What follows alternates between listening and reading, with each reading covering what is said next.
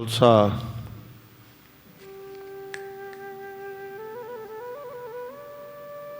ਵਾਹਿਗੁਰੂ ਜੀ ਕੀ ਫਤਿਹ। ਆਓ ਗੁਰੂ ਪਿਆਰੀ ਸਾਧ ਸੰਗਤ ਜੀ, ਆਪ ਸਭ ਸੰਗਤਾਂ ਧੰਨ ਧੰਨ ਸਾਹਿਬ ਸ੍ਰੀ ਗੁਰੂ ਨਾਨਕ ਦੇਵ ਜੀ ਮਹਾਰਾਜ ਜੀ ਦਾ ਜੀਵਨ ਸਾਖੀ ਦੇ ਰੂਪ ਦੇ ਵਿੱਚ ਸਰਵਣ ਕਰ ਰਹੇ ਹੋ। ਪ੍ਰਸੰਗ ਹੈ ਕਿ ਧੰਨ ਸਾਹਿਬ ਸ੍ਰੀ ਗੁਰੂ ਨਾਨਕ ਦੇਵ ਜੀ ਮਹਾਰਾਜ ਜੀ ਦੇ ਪਿਤਾ ਨੇ 20 ਰੁਪਏ ਦੇ ਕੇ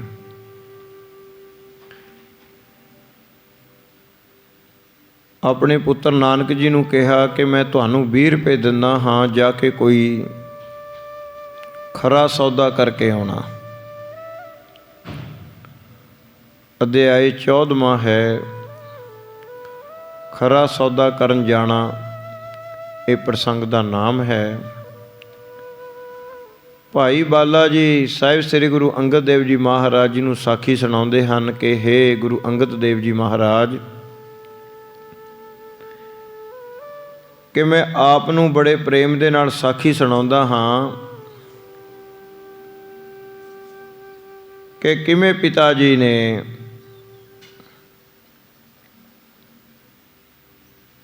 ਸ੍ਰੀ ਗੁਰੂ ਨਾਨਕ ਦੇਵ ਜੀ ਨੂੰ 20 ਰੁਪਏ ਦੇ ਕੇ ਮੈਨੂੰ ਨਾਲ ਘੱਲਿਆ ਕਿ ਜਾਓ ਕੋਈ ਵਪਾਰ ਕਰਕੇ ਆਓ। ਇਹ ਪ੍ਰਸੰਗ ਹੈ। ਆਓ ਆਪਾਂ ਪ੍ਰੇਮ ਦੇ ਨਾਲ ਪ੍ਰਸੰਗ ਨੂੰ ਸਰਵਣ ਕਰੀਏ, ਤਾਂ ਜੋ ਉਸ ਸਮੇਂ ਦਾ ਇਤਿਹਾਸ ਹੈ ਆਪਾਂ ਸੁਣਦੇ ਹਾਂ, ਵਿਚਾਰਦੇ ਹਾਂ, ਗੁਰੂ ਕੀ ਸਾਖੀ ਨੂੰ ਹਿਰਦੇ ਵਿੱਚ ਵਸਾਉਂਦੇ ਹਾਂ। ਹਿਰਦੇ ਵਿੱਚ ਪ੍ਰੇਮ ਪੈਦਾ ਹੁੰਦਾ ਗੁਰੂ ਪ੍ਰਤੀ, ਸ਼ਰਧਾ ਵਿਸ਼ਵਾਸ ਪੈਦਾ ਹੁੰਦਾ ਹੈ। ਆਓ ਪ੍ਰੇਮ ਦੇ ਨਾਲ ਆਪਾਂ ਸਾਖੀ ਸਰਵਣ ਕਰੀਏ। ਹਾਂਜੀ। ਸ੍ਰੀ ਅੰਗਦ ਸੁਣੀਏ ਕਹਿ ਬਾਲਾ। ਤਾਂ ਭਾਈ ਬਾਲਾ ਜੀ ਕਹਿੰਦੇ ਨੇ, ਹੇ ਗੁਰੂ ਅੰਗਦ ਦੇਵ ਜੀ, ਮੈਂ ਆਪ ਜੀ ਨੂੰ ਸਾਖੀ ਸੁਣਾਉਂਦਾ ਹਾਂ। ਸ੍ਰੀ ਸਤਿਗੁਰ ਕੀ ਕਥਾ ਰਸਾਲਾ। ਧੰਨ ਸਾਹਿਬ ਸ੍ਰੀ ਗੁਰੂ ਨਾਨਕ ਦੇਵ ਜੀ ਦੀ ਜਿਹੜੀ ਕਥਾ ਹੈ, ਇਹ ਬੜੀ ਪ੍ਰੇਮ ਭਰੀ ਕਥਾ ਹੈ। ਆਪ ਸਭ ਸੰਗਤਾਂ ਪ੍ਰੇਮ ਨਾਲ ਸੁਣੋ। ਕੋ ਇੱਕ ਦਿਨ ਪਰ ਰਹੇ ਨਿਕੇਤੂ। ਕਿ ਕਈ ਦਿਨ ਤਾਂ ਧੰਨ ਸ੍ਰੀ ਗੁਰੂ ਨਾਨਕ ਦੇਵ ਜੀ ਮਹਾਰਾਜ ਜੀ ਉਸੇ ਤਰ੍ਹਾਂ ਆਰਾਮ ਕਰਦੇ ਰਹੇ। ਵਿਚਰਹਿ ਨਹਿ ਬੇਦੀ ਕੁਲ ਕੇਤੂ। ਤਾਂ ਮਹਾਰਾਜ ਜੀ ਦਾ ਚਿਹਰਾ ਉਦਾਸ ਰਹਿੰਦਾ ਹੈ ਤੇ ਆਮ ਸੰਗਤਾਂ ਵਿੱਚ ਨਹੀਂ ਵਿਚਰਦੇ। ਕਬਹਿ ਕਰਹਿ ਕਾਲੂ ਪਰਤੀਤੂ। ਤਾਂ ਇਸ ਪ੍ਰਕਾਰ ਧੰਨ ਸਾਹਿਬ ਸ੍ਰੀ ਗੁਰੂ ਨਾਨਕ ਦੇਵ ਜੀ ਮਹਾਰਾਜ ਜੀ ਦਾ ਇਹ ਵਿਹਾਰ ਹੈ ਕਿ ਮਹਾਰਾਜ ਜੀ ਹੁਣ ਬਹੁਤੇ ਵਿਚਰਦੇ ਨਹੀਂ ਕਿਸੇ 'ਚ, ਉਦਾਸ ਹੀ ਰਹਿੰਦਾ ਚਿਹਰਾ। ਸੋ ਇਸ ਪ੍ਰਕਾਰ ਆਤਬ ਖਰੀ ਸੁਹਾਏ ਸਰੀਰਾ। ਉਸ ਟਾਈਮ ਠੰਡ ਦਾ ਮੌਸਮ ਸੀ। ਹੁਣ ਭਾਈ ਸੰਤੋਖ ਸਿੰਘ ਜੀ ਜਿਨ੍ਹਾਂ ਨੇ ਇਹ ਗ੍ਰੰਥ ਲਿਖੇ ਹੈ, ਸ੍ਰੀ ਸੂਰਜ ਪ੍ਰਕਾਸ਼ ਗ੍ਰੰਥ, ਉਹ ਉਪਮਾ ਕਰਦੇ ਨੇ ਧੰਨ ਸਾਹਿਬ ਸ੍ਰੀ ਗੁਰੂ ਨਾਨਕ ਦੇਵ ਜੀ ਮਹਾਰਾਜ ਜੀ ਦੀ। ਜਿਵੇਂ ਭਾਈ ਬਾਲਾ ਜੀ ਨੇ ਸ੍ਰੀ ਗੁਰੂ ਅੰਗਦ ਦੇਵ ਜੀ ਮਹਾਰਾਜ ਜੀ ਨੂੰ ਸਾਖੀ ਸੁਣਾਈ, ਸਮੂਹ ਸੰਗਤਾਂ ਨੂੰ ਉਹ ਪ੍ਰਸੰਗ ਸੁਣਾਇਆ ਕਿ ਉਸ ਵੇਲੇ ਇਸ ਤਰ੍ਹਾਂ ਇਹ ਸਾਖੀ ਬਣੀ ਸੀ। ਕਹਿਣ ਲੱਗੇ ਜਿਵੇਂ ਬਹੁਤ ਸਰਦੀ ਦੀ ਰੁੱਤ ਹੁੰਦੀ ਹੈ, ਔਰ ਸਰਦੀ ਦੀ ਰੁੱਤ ਦੇ ਵਿੱਚ ਜੇ ਕਿਤੇ ਸੂਰਜ ਨਿਕਲ ਆਵੇ ਤੇ ਧੁੱਪ ਆ ਜਾਵੇ ਤੇ ਬਹੁਤ ਚੰਗੀ ਲੱਗਦੀ ਹੈ। ਜਿਉ ਸਤ ਸੰਗਤ ਜਨ ਮਤ ਧੀਰਾ। ਇਸੇ ਪ੍ਰਕਾਰ ਹੀ ਸਤਸੰਗੀ ਪੁਰਸ਼ ਨੂੰ ਸਤਸੰਗ ਪ੍ਰਾਪਤ ਹੋ ਜਾਣ ਤੇ ਸੁਖ ਪ੍ਰਾਪਤ ਹੁੰਦਾ ਹੈ। ਸੀਤਲ ਬਹੀ ਨੀਰ ਸਮੀਰਾ। ਤਾਂ ਇਸ ਤਰ੍ਹਾਂ ਕਰਕੇ ਉਹ ਮੌਸਮ ਦੀ ਗੱਲ ਦੱਸਦੇ ਨੇ ਕਿ ਉਸ ਵੇਲੇ ਸਰਦੀ ਦੀ ਰੁੱਤ ਸੀ, ਬੜੀ ਠੰਡੀ ਹਵਾ ਚੱਲ ਰਹੀ ਸੀ। ਜੋਰੰ ਕਨਕੋ ਕਰਤ ਅਤੀਰਾ। ਮਾਨੋ ਕਿ ਸਰੀਰ ਨੂੰ ਠਾਰਦੀ ਸੀ, ਇੰਨੀ ਠੰਡ ਸੀ, ਬਹੁਤ ਠਾਰਦੀ ਸੀ। ਇਸ ਪ੍ਰਕਾਰ ਜਿਉ ਬਿਨ ਸਤਿਗੁਰ ਤੇ ਰਖਵਾਰਾ। ਹਾਂ, ਸਤਿਗੁਰੂ ਜੀ ਤੋਂ ਬਿਨਾਂ ਹੁਣ ਇਸ ਦੁਨੀਆ ਦਾ ਕੌਣ ਰਖਵਾਲਾ ਸੀ। ਭਾਵ ਧਰਤੀ ਦੇ ਬਹੁਤ ਪਾਪ ਹੋ ਰਿਹਾ ਸੀ। ਮਨ ਲੋਕਾਂ ਦੇ ਅਸ਼ਾਂਤ ਹੋਏ ਪਏ ਸਨ। ਹੁਣ ਪੂਰੇ ਗੁਰੂ ਬਿਨਾਂ ਜੱਗ ਨੂੰ ਕੌਣ ਥੰਮਣੇ? ਪੂਰੇ ਗੁਰੂ ਬਿਨਾਂ ਜੱਗ ਨੂੰ ਕੌਣ ਥੰਮੇ? ਸਾਰੀ ਦੁਨੀਆ ਪਾਪਾਂ ਦੇ ਵਿੱਚ ਲੱਗੀ ਹੋਈ ਹੈ। ਪਾਪ ਦੀ ਅਗਨ ਹਰ ਇੱਕ ਦੇ ਹਿਰਦੇ ਦੇ ਵਿੱਚ ਮਚ ਰਹੀ ਹੈ। ਪੂਰੇ ਗੁਰੂ ਤੋਂ ਬਿਨਾਂ ਸ਼ਾਂਤੀ ਨਹੀਂ ਆਉਂਦੀ। ਪੂਰੇ ਗੁਰੂ ਦੇ ਬਚਨਾਂ ਤੋਂ ਬਿਨਾਂ, ਪੂਰੇ ਗੁਰੂ ਦੀ ਬਾਣੀ ਤੋਂ ਬਿਨਾਂ ਗਿਆਨ ਦੀ ਪ੍ਰਾਪਤੀ ਨਹੀਂ ਹੁੰਦੀ, ਔਰ ਗਿਆਨ ਬਿਨਾਂ ਮਨ ਨੂੰ ਸ਼ਾਂਤੀ ਨਹੀਂ ਆਉਂਦੀ। ਇਸ ਪ੍ਰਕਾਰ ਕਵੀ ਜੀ ਉਪਮਾ ਕਰ ਰਹੇ ਹਨ। ਜਗਿਆਸੀ ਕੋ ਕਰਤ ਬਿਕਾਰਾ। ਤਾਂ ਕਹਿਣ ਲੱਗੇ ਬਹੁਤ ਜਿਹੜੀ ਇਹ ਠੰਡ ਦੀ ਰੁੱਤ ਹੁੰਦੀ ਹੈ, ਬਹੁਤ ਦੁਨੀਆ ਤਾਂ ਇਹ ਰੁੱਤ ਦੇ ਵਿੱਚ ਪਾਪ ਹੀ ਪਾਪ ਖੱਟ ਲੈਂਦੀ ਹੈ, ਪਰ ਨਾਮ ਜਪਣ ਵਾਲਿਆਂ ਵਾਸਤੇ ਇਹ ਰੁੱਤ ਬਹੁਤ ਸੁਹਾਵਣੀ ਹੁੰਦੀ ਹੈ। ਇਕਾਂਤ ਹੁੰਦਾ ਸਾਰੇ ਪਾਸੇ, ਵਿਹਲੀ ਮੌਸਮ ਹੁੰਦੀ ਹੈ। ਨਾਮ ਜਪਣ ਵਾਲੇ ਬਹੁਤ ਅਭਿਆਸ ਕਰਦੇ ਨੇ, ਸਾਰੇ ਪਾਸੇ ਪੱਖੇ ਪੁੱਖੇ, ਕੋਈ ਖੜਕਾ ਦੜਕਾ ਨਹੀਂ ਹੁੰਦਾ। ਇਸ ਕਰਕੇ ਆਨੰਦ ਸ਼ਬਦਾਂ ਦੇ ਅਭਿਆਸ ਬੜੇ ਆਰਾਮ ਨਾਲ ਹੋ ਜਾਂਦਾ ਹੈ। ਵੱਡੀਆਂ ਰਾਤਾਂ ਹੁੰਦੀਆਂ ਨੇ, ਟਿਕੀਆਂ ਰਾਤਾਂ ਹੁੰਦੀਆਂ ਨੇ। ਨਾਮ ਜਪਣ ਵਾਲੇ ਜਿਹੜੇ ਨੇ ਉਹਨਾਂ ਵਾਸਤੇ ਇਹ ਰੁੱਤ ਬਹੁਤ ਚੰਗੀ ਹੁੰਦੀ ਹੈ, ਪਰ ਬਹੁਤ ਦੁਨੀਆ ਤਾਂ ਪਾਪਾਂ ਦੇ ਵਿੱਚ ਹੀ ਇਹ ਰੁੱਤ ਦੇ ਵਿੱਚ ਮੀਟ ਸ਼ਰਾਬ ਠੰਡ ਦੇ ਵਿੱਚ ਵਰਤਣਾ, ਗਰਮ ਚੀਜ਼ਾਂ ਖਾਣੀਆਂ, ਔਰ ਮਨ ਦੇ ਵਿੱਚ ਵਕਾਰ ਪੈਦਾ ਹੋਣੇ। ਸੋ ਇਸ ਤਰ੍ਹਾਂ ਕਰਕੇ ਬਹੁਤ ਗਿਣਤੀ ਦਾ ਪਾਪਾਂ ਵਾਲੇ ਪਾਸੇ ਇਹ ਸਮਾਂ ਗੁਜ਼ਾਰ ਦਿੰਦੀ ਹੈ। ਪਰ ਕਵੀ ਜੀ ਕਹਿੰਦੇ ਬਿਰਲੇ ਬਿਰਲੇ ਹੁੰਦੇ ਨੇ ਜਿਨ੍ਹਾਂ ਨੂੰ ਸਤਸੰਗ ਚੰਗੀ ਲੱਗਦੀ ਹੈ, ਗੁਰੂ ਕੇ ਬਚਨ ਚੰਗੇ ਲੱਗਦੇ ਨੇ, ਜਿਨ੍ਹਾਂ ਨੂੰ ਨਾਮ ਜਪਣਾ ਚੰਗਾ ਲੱਗਦਾ ਹੈ, ਆਪਣਾ ਸਮਾਂ ਸਿਆਲ ਦੀ ਰੁੱਤ ਦਾ ਗੁਰੂ ਦੇ ਚਰਨਾਂ ਨਾਲ ਚਿੱਤ ਜੋੜ ਕੇ ਲੰਘਾਉਂਦੇ ਹਨ। ਹਾਂਜੀ। ਅਸਹਿਮਤ ਰਿਤ ਮਹਿ ਜਗ ਕੰਤਾ। ਤਾਂ ਕਹਿਣ ਲੱਗੇ ਇਸ ਪ੍ਰਕਾਰ ਠੰਡ ਦੀ ਰੁੱਤ ਦੇ ਵਿੱਚ ਧੰਨ ਸਾਹਿਬ ਸ੍ਰੀ ਗੁਰੂ ਨਾਨਕ ਦੇਵ ਜੀ ਮਹਾਰਾਜ ਦਾ ਜੋ ਕੋਈ ਦਰਸ਼ਨ ਕਰ ਲੈਂਦਾ ਹੈ, ਉਹਦੇ ਤਨ ਮਨ ਨੂੰ ਸ਼ਾਂਤੀ ਆ ਜਾਂਦੀ ਹੈ। ਪਰੇ ਰਹੇ ਸੁਖਦਾਨੀ ਸੰਤਾ। ਮਹਾਰਾਜ ਜੀ ਆਮ ਤਾਂ ਪਏ ਹੀ ਰਹਿੰਦੇ ਸਨ, ਕਿਸ ਸਿਉ ਮਿਲ ਹੈ ਨ ਬੋਲ ਹੈ ਬਾਣੀ। ਕਿਸੇ ਨਾਲ ਗੱਲ ਨਹੀਂ ਕਰਦੇ, ਕਿਸੇ ਨਾਲ ਬੋਲਦੇ ਨਹੀਂ ਸੀ। ਰਹਿ ਇਕਾਂਕੀ ਗੁਣ ਗਨ ਖਾਨੀ। ਹਮੇਸ਼ਾ ਹੀ ਇਕਾਂਤ ਰਹਿੰਦੇ ਔਰ ਪਰਮੇਸ਼ਰ ਦਾ ਗੁਣ ਗਾਉਂਦੇ ਰਹਿੰਦੇ। ਅਸਬਿਦ ਸਾਜੁਗ ਮਾਸ ਬਿਤਾਏ। ਇਸ ਪ੍ਰਕਾਰ ਮਹਾਰਾਜ ਜੀ ਨੇ 2 ਮਹੀਨੇ ਗੁਜ਼ਾਰ ਦਿੱਤੇ। ਫਿਰ ਨ ਲਗੇ ਪੁਨ ਸਹਿਜ ਸੁਪਾਏ। 2 ਮਹੀਨੇ ਮਗਰੋਂ ਅਚਾਨਕ ਹੀ ਮਹਾਰਾਜ ਦੇ ਸੁਭਾਅ ਦੇ ਵਿੱਚ ਚੇਂਜ ਆ ਗਈ।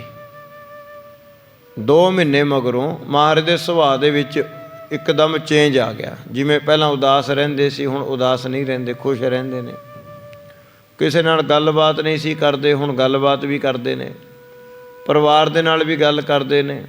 ਇਸ ਤਰ੍ਹਾਂ ਕਰਕੇ ਜਦੋਂ ਮਹਾਰਾਜ ਦੇ ਸੁਭਾਅ ਦੇ ਵਿੱਚ ਚੇਂਜ ਆਈ, ਰੁਚ ਸੋ ਖਾਨ ਖਾਨ ਕੋ ਕਰਹੀ। ਹੁਣ ਮਹਾਰਾਜ ਜੀ ਮਨ ਭਾਉਂਦਾ ਪ੍ਰਸ਼ਾਦਾ ਪਾਣੀ ਵੀ ਛਕਣ ਲੱਗੇ। ਪ੍ਰਸ਼ਾਦ ਪਾਣੀ ਮਾਤ ਬਿਲੋਕ ਹਰਖੇ ਉਰ ਧਰਹੀ। ਹੁਣ ਮਾਤਾ ਨੂੰ ਵੀ ਕਹਿ ਦਿੰਦੇ ਨੇ ਮਹਾਰਾਜ ਜੀ ਵੀ ਮਾਤਾ ਜੀ ਮੈਨੂੰ ਪ੍ਰਸ਼ਾਦੇ ਦੀ ਬੜੀ ਭੁੱਖ ਲੱਗੀ ਹੈ। ਹੁਣ ਮਾਤਾ ਜੀ ਨੂੰ ਜਦੋਂ ਇਸ ਤਰ੍ਹਾਂ ਮਹਾਰਾਜ ਜੀ ਕਹਿੰਦੇ, ਉਹ ਬੜੇ ਪ੍ਰੇਮ ਦੇ ਨਾਲ ਬਹੁਤ ਰਸਦਾਇਕ ਭੋਜਨ ਬਣਾ ਬਣਾ ਕੇ ਸਤਿਗੁਰੂ ਜੀ ਨੂੰ ਛਕਾਉਂਦੇ। ਜਾਨਤ ਪਈ ਅਨਾਮੰਗ ਤਨ ਕੋ। ਬਹੁਤ ਖੁਸ਼ ਹੋਈ ਮਾਤਾ ਤ੍ਰਿਪਤਾ ਜੀ। ਉਹਨਾਂ ਦੇ ਮਨ ਵਿੱਚ ਜਦੋਂ ਇਹ ਬੜੀ ਖੁਸ਼ੀ ਦੀ ਲਹਿਰ ਦੌੜ ਪਈ, ਜਦੋਂ ਸਾਹਿਬ ਸ੍ਰੀ ਗੁਰੂ ਨਾਨਕ ਦੇਵ ਜੀ ਮਹਾਰਾਜ ਜੀ ਨੇ ਆਪਣਾ ਸੁਭਾਅ ਬਦਲਿਆ ਔਰ ਪਰਿਵਾਰ 'ਚ ਖੁਸ਼ ਰਹਿਣ ਲੱਗ ਪਏ, ਖਾਣ ਪੀਣ ਲੱਗ ਗਏ ਔਰ ਮਾਤਾ ਜੀ ਦੇ ਨਾਲ ਗੱਲਬਾਤ ਕਰਨ ਲੱਗ ਪਏ। ਮਾਨੋ ਮਾਤਾ ਜੀ ਤਾਂ ਪਰਮੇਸ਼ਰ ਦਾ ਸ਼ੁਕਰਾਨੇ ਲੱਗ ਪਈ ਕਰਨ।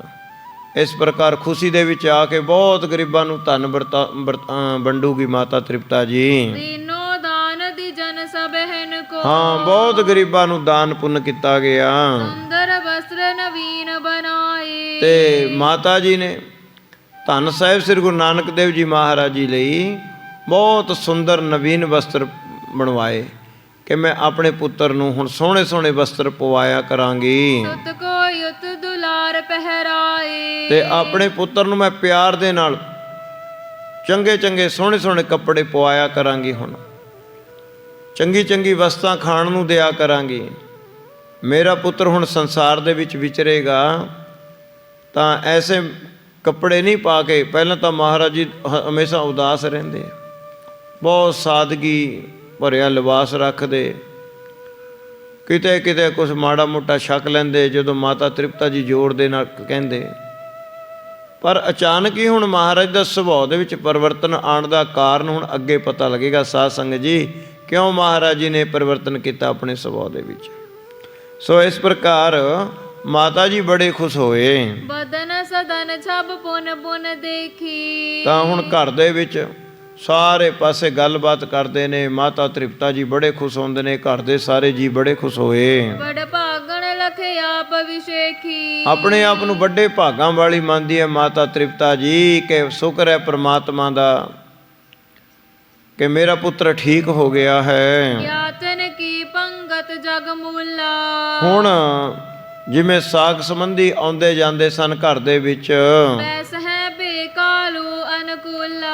ਹੁਣ ਮਹਿਤਾ ਕਾਲੂ ਜੀ ਦੇ ਪੁੱਤਰ ਭਾਵ ਸ੍ਰੀ ਗੁਰੂ ਨਾਨਕ ਦੇਵ ਜੀ ਮਹਾਰਾਜ ਜੀ ਸਤਸੰਗ ਜਿਹੜੇ ਸਾਕ ਸੰਬੰਧੀ ਆਉਂਦੇ ਨੇ, ਆਂਢੀ ਗੁਆਂਢੀ ਆਉਂਦੇ ਨੇ, ਉਹਨਾਂ ਦੇ ਵਿੱਚ ਬਹਿਣ ਲੱਗ ਗਏ, ਗੱਲਬਾਤ ਲੱਗ ਪਏ ਕਰਨ। ਹੋਰ ਸੁਖ ਸਾਂਦ ਪੁੱਛਦੇ ਨੇ, ਖੇਤੀਬਾੜੀ ਦੇ ਬਾਰੇ ਪੁੱਛਦੇ ਨੇ, ਵਪਾਰ ਦੇ ਕਿਵੇਂ ਕਰਦੇ ਹੋ, ਕੋਈ ਦੁਕਾਨ ਕਿਵੇਂ ਕਰਦਾ ਹੈ, ਕਿਵੇਂ ਕਾਰੋਬਾਰ ਚੱਲਦਾ ਹੈ। ਹੁਣ ਜਦੋਂ ਦੁਨਿਆਵੀ ਗੱਲਾਂ ਕਰਨ ਲੱਗ ਪਏ, ਮਾਤਾ ਤ੍ਰਿਪਤਾ ਜੀ ਬੜੇ ਖੁਸ਼ ਹੁੰਦੇ ਨੇ ਵੀ ਨਹੀਂ, ਇਹ ਤਾਂ ਕਿਸੇ ਨਾਲ ਇੱਕ ਬੋਲ ਨਹੀਂ ਸੀ ਕਿਸੇ ਨਾਲ ਬੋਲਦੇ, ਕਦੇ ਕਿਸੇ ਨਾਲ ਗੱਲ ਨਹੀਂ ਸੀ ਕਰਦੇ। ਬਚਪਨ ਦੇ ਮਿੱਤਰਾਂ ਨੂੰ ਵੀ ਇਸ ਤਰ੍ਹਾਂ ਦੇਖ ਕੇ ਅਣਡਿੱਠਾ ਕਰ ਦਿੰਦੇ ਜਿਵੇਂ ਪਹਿਲਾਂ ਤੋਂ ਜਾਣਦੇ ਹੀ ਨਹੀਂ ਹੁੰਦੇ। ਹੁਣ ਜਦੋਂ ਸਾਕ ਸੰਬੰਧੀਆਂ ਨਾਲ ਵੀ ਧੰਨ ਸਾਹਿਬ ਸ੍ਰੀ ਗੁਰੂ ਨਾਨਕ ਦੇਵ ਜੀ ਮਹਾਰਾਜ ਜੀ ਗੱਲਬਾਤ ਲੱਗ ਪਏ ਕਰਨ, ਤਾਂ ਮਾਤਾ ਤ੍ਰਿਪਤਾ ਜੀ ਬੜੇ ਖੁਸ਼ ਹੁੰਦੇ ਹਨ। ਲੋਕਿਕ ਰੀਤ ਮਿਲਨ ਪੁਨ ਬੋਲਨ। ਜਿਵੇਂ ਕਿ ਲੋਕਾਂ ਦੀ ਰੀਤੀ ਸੀ ਕਿ ਆਪ ਦੇ ਵਿੱਚ ਮੇਲ ਜੋਲ ਰੱਖਦੇ, ਗੱਲਬਾਤ ਕਰਦੇ, ਉਸ ਤਰ੍ਹਾਂ ਹੀ ਮਹਾਰਾਜ ਜੀ ਨੇ ਸੁਭਾਅ ਧਾਰਨ ਕਰ ਲਿਆ। ਕਰਹੀ ਸਭ ਬਿਦਪੁਰ ਮਹਿ ਡੋਲਨ। ਹੁਣ ਆਪਣੀ ਮਰਜ਼ੀ ਦੇ ਮੁਤਾਬਕ ਧੰਨ ਸਾਹਿਬ ਸ੍ਰੀ ਗੁਰੂ ਨਾਨਕ ਦੇਵ ਜੀ ਮਹਾਰਾਜ ਜੀ ਪਿੰਡ ਦੇ ਵਿੱਚ ਵੀ ਘੁੰਮਦੇ ਨੇ, ਜੀਵਾਂ ਦੇ ਉਧਾਰ ਵਾਸਤੇ। ਮਹਾਰਾਜ ਜੀ ਹੁਣ ਨਗਰ ਦੇ ਵਿੱਚ ਵੀ ਤੁਰਨ ਫਿਰਨ ਲੱਗ ਪਏ। ਚੌਪਈ ਮੰਦ ਮੰਦ ਸੁੰਦਰ ਗਤ ਚਲਹੀ। ਤਾਂ ਇਸ ਪ੍ਰਕਾਰ, ਹਾਂਜੀ ਦੁਆਰੇ ਪੜੋ। ਹਾਂ, ਮੰਦ ਮੰਦ ਸੁੰਦਰ ਗਤ ਚਲਹੀ। ਬਹੁਤ ਸੋਹਣੀ ਚਾਲ ਧੰਨ ਸਾਹਿਬ ਸ੍ਰੀ ਗੁਰੂ ਨਾਨਕ ਦੇਵ ਜੀ ਮਹਾਰਾਜ ਜੀ ਤੁਰਦੇ ਨੇ ਤੇ ਆਪਣੇ ਪਿੰਡ ਦੇ ਨਗਰ ਦੇ ਲੋਕਾਂ ਨੂੰ ਨਿਹਾਲ ਕਰਦੇ ਹਨ। ਦਇਆ ਦ੍ਰਿਸ਼ਟ ਦੇਖੈ ਦੁਖ ਦਲਹੀ। ਤੇ ਜਦੋਂ ਧੰਨ ਸਾਹਿਬ ਸ੍ਰੀ ਗੁਰੂ ਨਾਨਕ ਦੇਵ ਜੀ ਮਹਾਰਾਜ ਜੀ ਦੁਖੀਆਂ ਨੂੰ ਦੇਖਦੇ ਨੇ, ਗਰੀਬਾਂ ਵੱਲ ਦੇਖਦੇ ਨੇ, ਲੋਕਾਈ ਨੂੰ ਦੇਖਦੇ ਨੇ ਕਿ ਕਿਵੇਂ ਇਹ ਪੰਜ ਵਿਕਾਰਾਂ ਦੀ ਅਗਨ ਦੇ ਵਿੱਚ ਸੜ ਰਹੇ ਨੇ, ਮਹਾਰਾਜ ਦੇ ਮਨ ਵਿੱਚ ਦਇਆ ਆ ਜਾਂਦੀ ਹੈ। ਬਹੁਤ ਦਇਆ ਦ੍ਰਿਸ਼ਟੀ ਕਰਦੇ ਨੇ ਜੀਵਾਂ ਦੇ ਉੱਪਰ। ਜਿਹਦੇ ਵੱਲ ਦੇਖਦੇ ਨੇ ਉਹਦੀ ਦੁੱਖ ਦੀ, ਉਹਦੀ ਰੋਗ ਦੀ ਤਕਲੀਫ ਬੰਦ ਕਰ ਦਿੰਦੇ ਨੇ, ਮਨ ਨੂੰ ਸ਼ਾਂਤ ਕਰ ਦਿੰਦੇ ਨੇ। ਉਹਦੇ ਅੰਦਰ ਸ਼ਰਧਾ ਔਰ ਵਿਸ਼ਵਾਸ ਪਰਮੇਸ਼ਰ ਪ੍ਰਤੀ ਜਾਗ ਜਾਂਦਾ ਹੈ, ਬੁਰਾਈ ਖਤਮ ਹੋ ਜਾਂਦੀ ਹੈ। ਇਸ ਤਰ੍ਹਾਂ ਜੀਵਾਂ ਦਾ ਉਧਾਰ ਕਰ ਰਹੇ ਹਨ, ਆਪਣੇ ਨਗਰ ਦੇ ਵਿੱਚ ਫਿਰ ਰਹੇ ਹਨ ਔਰ ਬੜੇ ਸਹਿਜੇ ਔਰ ਬੜੇ ਆਰਾਮ ਦੀ ਚਾਲ ਪਿੰਡ ਦੇ ਵਿੱਚ ਤੁਰ ਰਹੇ ਹਨ। ਨਿਜ ਇੱਛਾ ਬੇਦੀ ਕੁਲ ਕੇਤੂ। ਤਾਂ ਇਸ ਪ੍ਰਕਾਰ ਆਪਣੀ ਇੱਛਾ ਦੇ ਅਨੁਸਾਰ ਵਿਚਰ ਹੈ ਕੀਰਤਨ ਕਰਤਨ ਕੇਤੂ। ਅਜੇ ਕੋਈ ਕੰਮ ਧੰਦਾ ਨਹੀਂ ਕਰਦੇ, ਪਰ ਆਪਣੀ ਮਰਜ਼ੀ ਦੇ ਅਨੁਸਾਰ ਨਗਰ ਦੇ ਵਿੱਚ ਜ਼ਰੂਰ ਮਹਾਰਾਜ ਜੀ ਫਿਰਨ ਲੱਗ ਗਏ ਸੀ। ਪਹਿਲਾਂ ਤਾਂ ਨਹੀਂ ਫਿਰਦੇ ਨਹੀਂ ਸੀ, ਜਿੱਥੇ ਬੈਠ ਗਏ ਉੱਥੇ ਹੀ ਸਾਰਾ ਦਿਨ ਬੈਠੇ ਨੇ, ਜੇ ਪਏ ਨੇ ਤਾਂ ਪਏ ਨੇ, ਇੱਕ ਥਾਂ ਤੇ ਨਿਗਾਹ ਟਿਕਾ ਕੇ ਉੱਥੇ ਹੀ ਦੇਖੀ ਜਾਂਦੇ। ਇਸ ਤਰ੍ਹਾਂ ਦਾ ਸੁਭਾਅ ਸੀ ਮਹਾਰਾਜ ਜੀ ਨੇ ਧਾਰਨ ਕੀਤਾ। ਪਰ ਹੁਣ ਜਦੋਂ ਇਸ ਤਰ੍ਹਾਂ ਸਾਕ ਸੰਬੰਧੀਆਂ ਨਾਲ ਵੀ ਗੱਲਬਾਤ ਲੱਗ ਪਏ ਕਰਨ, ਖਾਣ ਪੀਣ ਵੀ ਮਾਤਾ ਨੂੰ ਕਹਿ ਕੇ ਲੱਗ ਪਏ ਛਕਣ, ਪ੍ਰਸ਼ਾਦ ਪਾਣੀ ਖੁੱਲ੍ਹਾ ਛਕਣ ਲੱਗ ਪਏ। ਮਾਤਾ ਨੇ ਨਵੇਂ ਵਸਤਰ ਬਣਵਾਏ, ਉਹ ਵੀ ਪਾ ਲਏ। ਹੁਣ ਨਗਰ ਦੇ ਵਿੱਚ ਵੀ ਮਹਾਰਾਜ ਜੀ ਫਿਰਨ ਲੱਗ ਗਏ, ਨਗਰ ਦੇ ਬੰਦਿਆਂ ਨਾਲ ਗੱਲਬਾਤ ਲੱਗ ਪਏ ਕਰਨ। ਇਹ ਜਦੋਂ ਗੱਲ ਮਾਤਾ ਤ੍ਰਿਪਤਾ ਜੀ ਤੇ ਮਹਿਤਾ ਕਾਲੂ ਜੀ ਨੂੰ ਵੀ ਪਤਾ ਚੱਲਦੀ ਹੈ ਵੀ ਹੁਣ ਆਂਢੀ ਗੁਆਂਢੀ ਵੀ ਕਹਿੰਦੇ ਨੇ ਵੀ ਨਾਨਕ ਜੀ ਹੁਣ ਠੀਕ ਹੋ ਗਏ ਨੇ, ਪਹਿਲਾਂ ਵਾਂਗੂ ਹੁਣ ਸਾਰਿਆਂ ਨਾਲ ਗੱਲਬਾਤ ਕਰਦੇ ਨੇ, ਸਾਰਿਆਂ ਦੀ ਗੱਲ ਸੁਣਦੇ ਨੇ, ਕੋਲੇ ਬਹਿੰਦੇ ਨੇ, ਦੁੱਖ ਸੁੱਖ ਕਰਦੇ ਨੇ, ਵੀ ਹੁਣ ਇਹ ਬਿਲਕੁਲ ਠੀਕ ਹੋ ਗਏ। ਇਹ ਗੱਲ ਨੂੰ ਸੁਣ ਕੇ ਮਾਤਾ ਤ੍ਰਿਪਤਾ ਜੀ ਤੇ ਮਹਿਤਾ ਕਾਲੂ ਜੀ ਵੀ ਬੜੇ ਖੁਸ਼ ਹੁੰਦੇ ਨੇ ਔਰ ਪਰਮਾਤਮਾ ਦਾ ਕੁਟਾਨ ਕੁਟਾਨ ਸ਼ੁਕਰਾਨਾ ਕਰਦੇ ਹਨ। ਐਸੇ ਕਿੰਚ ਆਇਓ। ਤਾਂ ਇਸ ਤਰ੍ਹਾਂ ਜਦੋਂ ਕੁਝ ਦਿਨ ਬਤੀਤ ਹੋਏ, ਜਗਤ ਉਧਾਰਨ ਹਿਤ ਜੋ ਆਇਓ। ਹੁਣ ਜੀਵਾਂ ਦੇ ਉਧਾਰ ਕਰਨ ਵਾਸਤੇ ਜੋ ਮਹਾਰਾਜ ਜੀ ਇਸ ਸੰਸਾਰ ਤੇ ਆਏ ਹਨ, ਉਹ ਕੰਮ ਹੁਣ ਮਹਾਰਾਜ ਜੀ ਨੇ ਆਰੰਭਣਾ ਸੀ। ਇਕ ਬਾਸੁਰ ਕਾਲੂ ਨਿਜ ਸਦਨਾ। ਤਾਂ ਇੱਕ ਦਿਨ ਕੀ ਹੋਇਆ, ਮਹਿਤਾ ਕਾਲੂ ਜੀ ਆਪਣੇ ਘਰ ਦੇ ਵਿੱਚ ਆਏ। ਬੈਸ ਬੁਲਾਇਓ ਬਾਰਜ ਬਦਨਾ। ਤਾਂ ਆਪਣੇ ਪੁੱਤਰ ਨੂੰ, ਭਾਵ ਨਾਨਕ ਜੀ ਨੂੰ ਬੜੇ ਪ੍ਰੇਮ ਦੇ ਨਾਲ ਆਪਣੇ ਕੋਲੇ ਬੁਲਾਇਆ। ਦਰਬ ਕਮਾਵਨ ਸਿਖਵਨ ਹੇਤੂ। ਤਾਂ ਇਸ ਤਰ੍ਹਾਂ ਕਰਕੇ ਜਦੋਂ ਆਪਣੇ ਕੋਲੇ ਬੜੇ ਪ੍ਰੇਮ ਦੇ ਨਾਲ ਬਿਠਾਇਆ, ਗਲ ਨਾਲ ਲਾਇਆ, ਮੱਥਾ ਚੁੰਮਿਆ, ਮਹਿਤਾ ਕਾਲੂ ਜੀ ਨੇ ਆਪਣੇ ਕੋਲ ਹੀ ਮੰਜੀ ਤੇ ਬਿਠਾ ਲਿਆ ਮਹਾਰਾਜ ਜੀ ਨੂੰ। ਮੰਜੀ ਦੇ ਕੋਲੇ ਬਿਠਾ ਕੇ ਮਹਿਤਾ ਕਾਲੂ ਜੀ ਨੇ ਫਿਰ ਗੱਲਬਾਤ ਚਲਾਈ ਕਿ ਹੇ ਪੁੱਤਰ ਨਾਨਕ ਜੀ, ਕਿ ਥੋੜ੍ਹਾ ਬਹੁਤਾ ਕੰਮ ਕਾਜ ਵੀ ਹੁਣ ਕਰਨਾ ਚਾਹੀਦਾ। ਹੁਣ ਤੇਰੀ ਸਿਹਤ ਠੀਕ ਹੈ, ਤੈਨੂੰ ਹੁਣ ਥੋੜ੍ਹਾ ਬਹੁਤਾ ਧਨ ਵੀ ਕਮਾਉਣਾ ਚਾਹੀਦਾ ਹੈ। ਨਿਕਟ ਵਿਸਾਇਓ ਕਿਰਪਾ ਨਿਕੇਤੂ। ਬੜੇ ਪ੍ਰੇਮ ਦੇ ਨਾਲ, ਬੜੇ ਪ੍ਰੇਮ ਦੇ ਲਹਿਜੇ ਦੇ ਨਾਲ ਇਸ ਤਰ੍ਹਾਂ ਮਹਿਤਾ ਕਾਲੂ ਜੀ ਨੇ ਕਿਹਾ, ਨੇੜੇ ਬਿਠਾ ਕੇ। ਪ੍ਰੀਤ ਚਿੰਤ ਮਹਿਸਾਨੀ ਬਾਨੀ। ਤਾਂ ਇਸ ਤਰ੍ਹਾਂ ਕਰਕੇ ਮਹਿਤਾ ਕਾਲੂ ਜੀ ਨਾਲੇ ਧਨ ਕਮਾਉਣ ਦੀ ਸਿੱਖਿਆ ਦੇਈ ਜਾਂਦੇ ਨੇ, ਨਾਲੇ ਪਿਆਰ ਕਰੀ ਜਾਂਦੇ ਹਨ। ਬੋਲਿਓ ਰੀਤ ਅਨੀਤ ਪਛਾਨੀ। ਤਾਂ ਹੁਣ ਜਾਣਿਆ ਮਹਿਤਾ ਕਾਲੂ ਜੀ ਨੇ ਵੀ ਹੁਣ ਗੱਲ ਵੀ ਸੁਣ ਰਹੇ ਨੇ ਤੇ ਖੁਸ਼ ਵੀ ਨੇ ਕਿ ਹੁਣ ਮੈਨੂੰ ਕੋਈ ਨਾ ਕੋਈ ਇਹਨਾਂ ਨੂੰ ਕੰਮ ਧੰਦਾ ਲਾ ਦੇਣਾ ਚਾਹੀਦਾ। ਇਹ ਗੱਲ ਵਿਚਾਰ ਕੇ ਫਿਰ ਦੁਬਾਰੇ ਮਹਿਤਾ ਕਾਲੂ ਜੀ ਨੇ ਗੱਲ ਚਲਾਈ ਸੁਤ ਨਾਨਕ ਤੂੰ ਏਕ ਹਮਾਰੇ। ਕਿ ਦੇਖੋ ਹੈ ਨਾਨਕ ਜੀ, ਤੁਸੀਂ ਇੱਕੋ ਇੱਕ ਸਾਡੇ ਪੁੱਤਰ ਹੋ, ਹੋਰ ਤਾਂ ਮੇਰਾ ਕੋਈ ਪੁੱਤਰ ਹੈ ਨਹੀਂ। ਤੁਸੀਂ ਇੱਕੋ ਇੱਕ ਮੇਰੇ ਪੁੱਤਰ ਹੋ, ਨਹਿ ਦੂਸਰ ਜੋ ਕਾਜ ਸੰਭਾਰੇ। ਹੋਰ ਤਾਂ ਕੋਈ ਪੁੱਤਰ ਹੈ ਨਹੀਂ ਦੂਜਾ ਜਿਹੜਾ ਕੰਮ ਕਾਜ ਸੰਭਾਲੇ ਘਰ ਦਾ। ਇੱਕੋ ਇੱਕ ਤੁਸੀਂ ਮੇਰੇ ਪੁੱਤਰ ਹੋ। ਤੁਮਨੇ ਤਜ ਦੀਨੋ ਅਸਰੀਤੂ। ਹੁਣ ਤੁਸੀਂ ਸਾਰਾ ਕੰਮ ਕਾਜ ਛੱਡੀ ਬੈਠੇ ਹੋ ਘਰ ਦਾ। ਜੋ ਬੇਰਾਗ ਦਿੜ ਹੋਤ ਯਤੀਤੂ। ਤੁਸੀਂ ਤਾਂ ਐਸਾ ਸੁਭਾਅ ਧਾਰਨ ਕੀਤਾ ਜਿਵੇਂ ਬਹੁਤ ਬਰਾਗੀ ਕੋਈ ਫਕੀਰ ਹੁੰਦੇ ਨੇ, ਜਿਨ੍ਹਾਂ ਨੂੰ ਦੁਨੀਆ ਨਾਲ ਕੋਈ ਸੰਬੰਧ ਨਹੀਂ ਹੁੰਦਾ, ਕੋਈ ਪੈਸੇ ਨਾਲ, ਪਰਿਵਾਰ ਦੇ ਨਾਲ, ਸਭ ਕੁਝ ਤਿਆਗ ਕੇ ਫਕੀਰ ਬਣ ਜਾਂਦੇ ਨੇ। ਤੁਸੀਂ ਤਾਂ ਇਹੋ ਜਿਹਾ ਸੁਭਾਅ ਧਾਰਨ ਕੀਤਾ ਹੋਇਆ। ਮਹਿਤਾ ਕਾਲੂ ਜੀ ਕਹਿਣ ਲੱਗੇ ਕੋਲੇ ਬਿਠਾ ਕੇ ਪ੍ਰੇਮ ਦੇ ਨਾਲ ਆਪਣੇ ਪੁੱਤਰ ਨਾਨਕ ਜੀ ਨੂੰ ਕਹਿਣ ਲੱਗੇ, ਧਨ ਕਮਾਉਣਾ ਚਾਹੀਦਾ ਹੈ। ਇੱਕੋ ਇੱਕ ਤੁਸੀਂ ਸਾਡੇ ਪੁੱਤਰ ਹੋ, ਦੂਜਾ ਤਾਂ ਕੋਈ ਹੈ ਨਹੀਂ ਜਿਹੜਾ ਕੰਮ ਘਰ ਦਾ ਕੰਮ ਕਾਜ ਸੰਭਾਲੇ।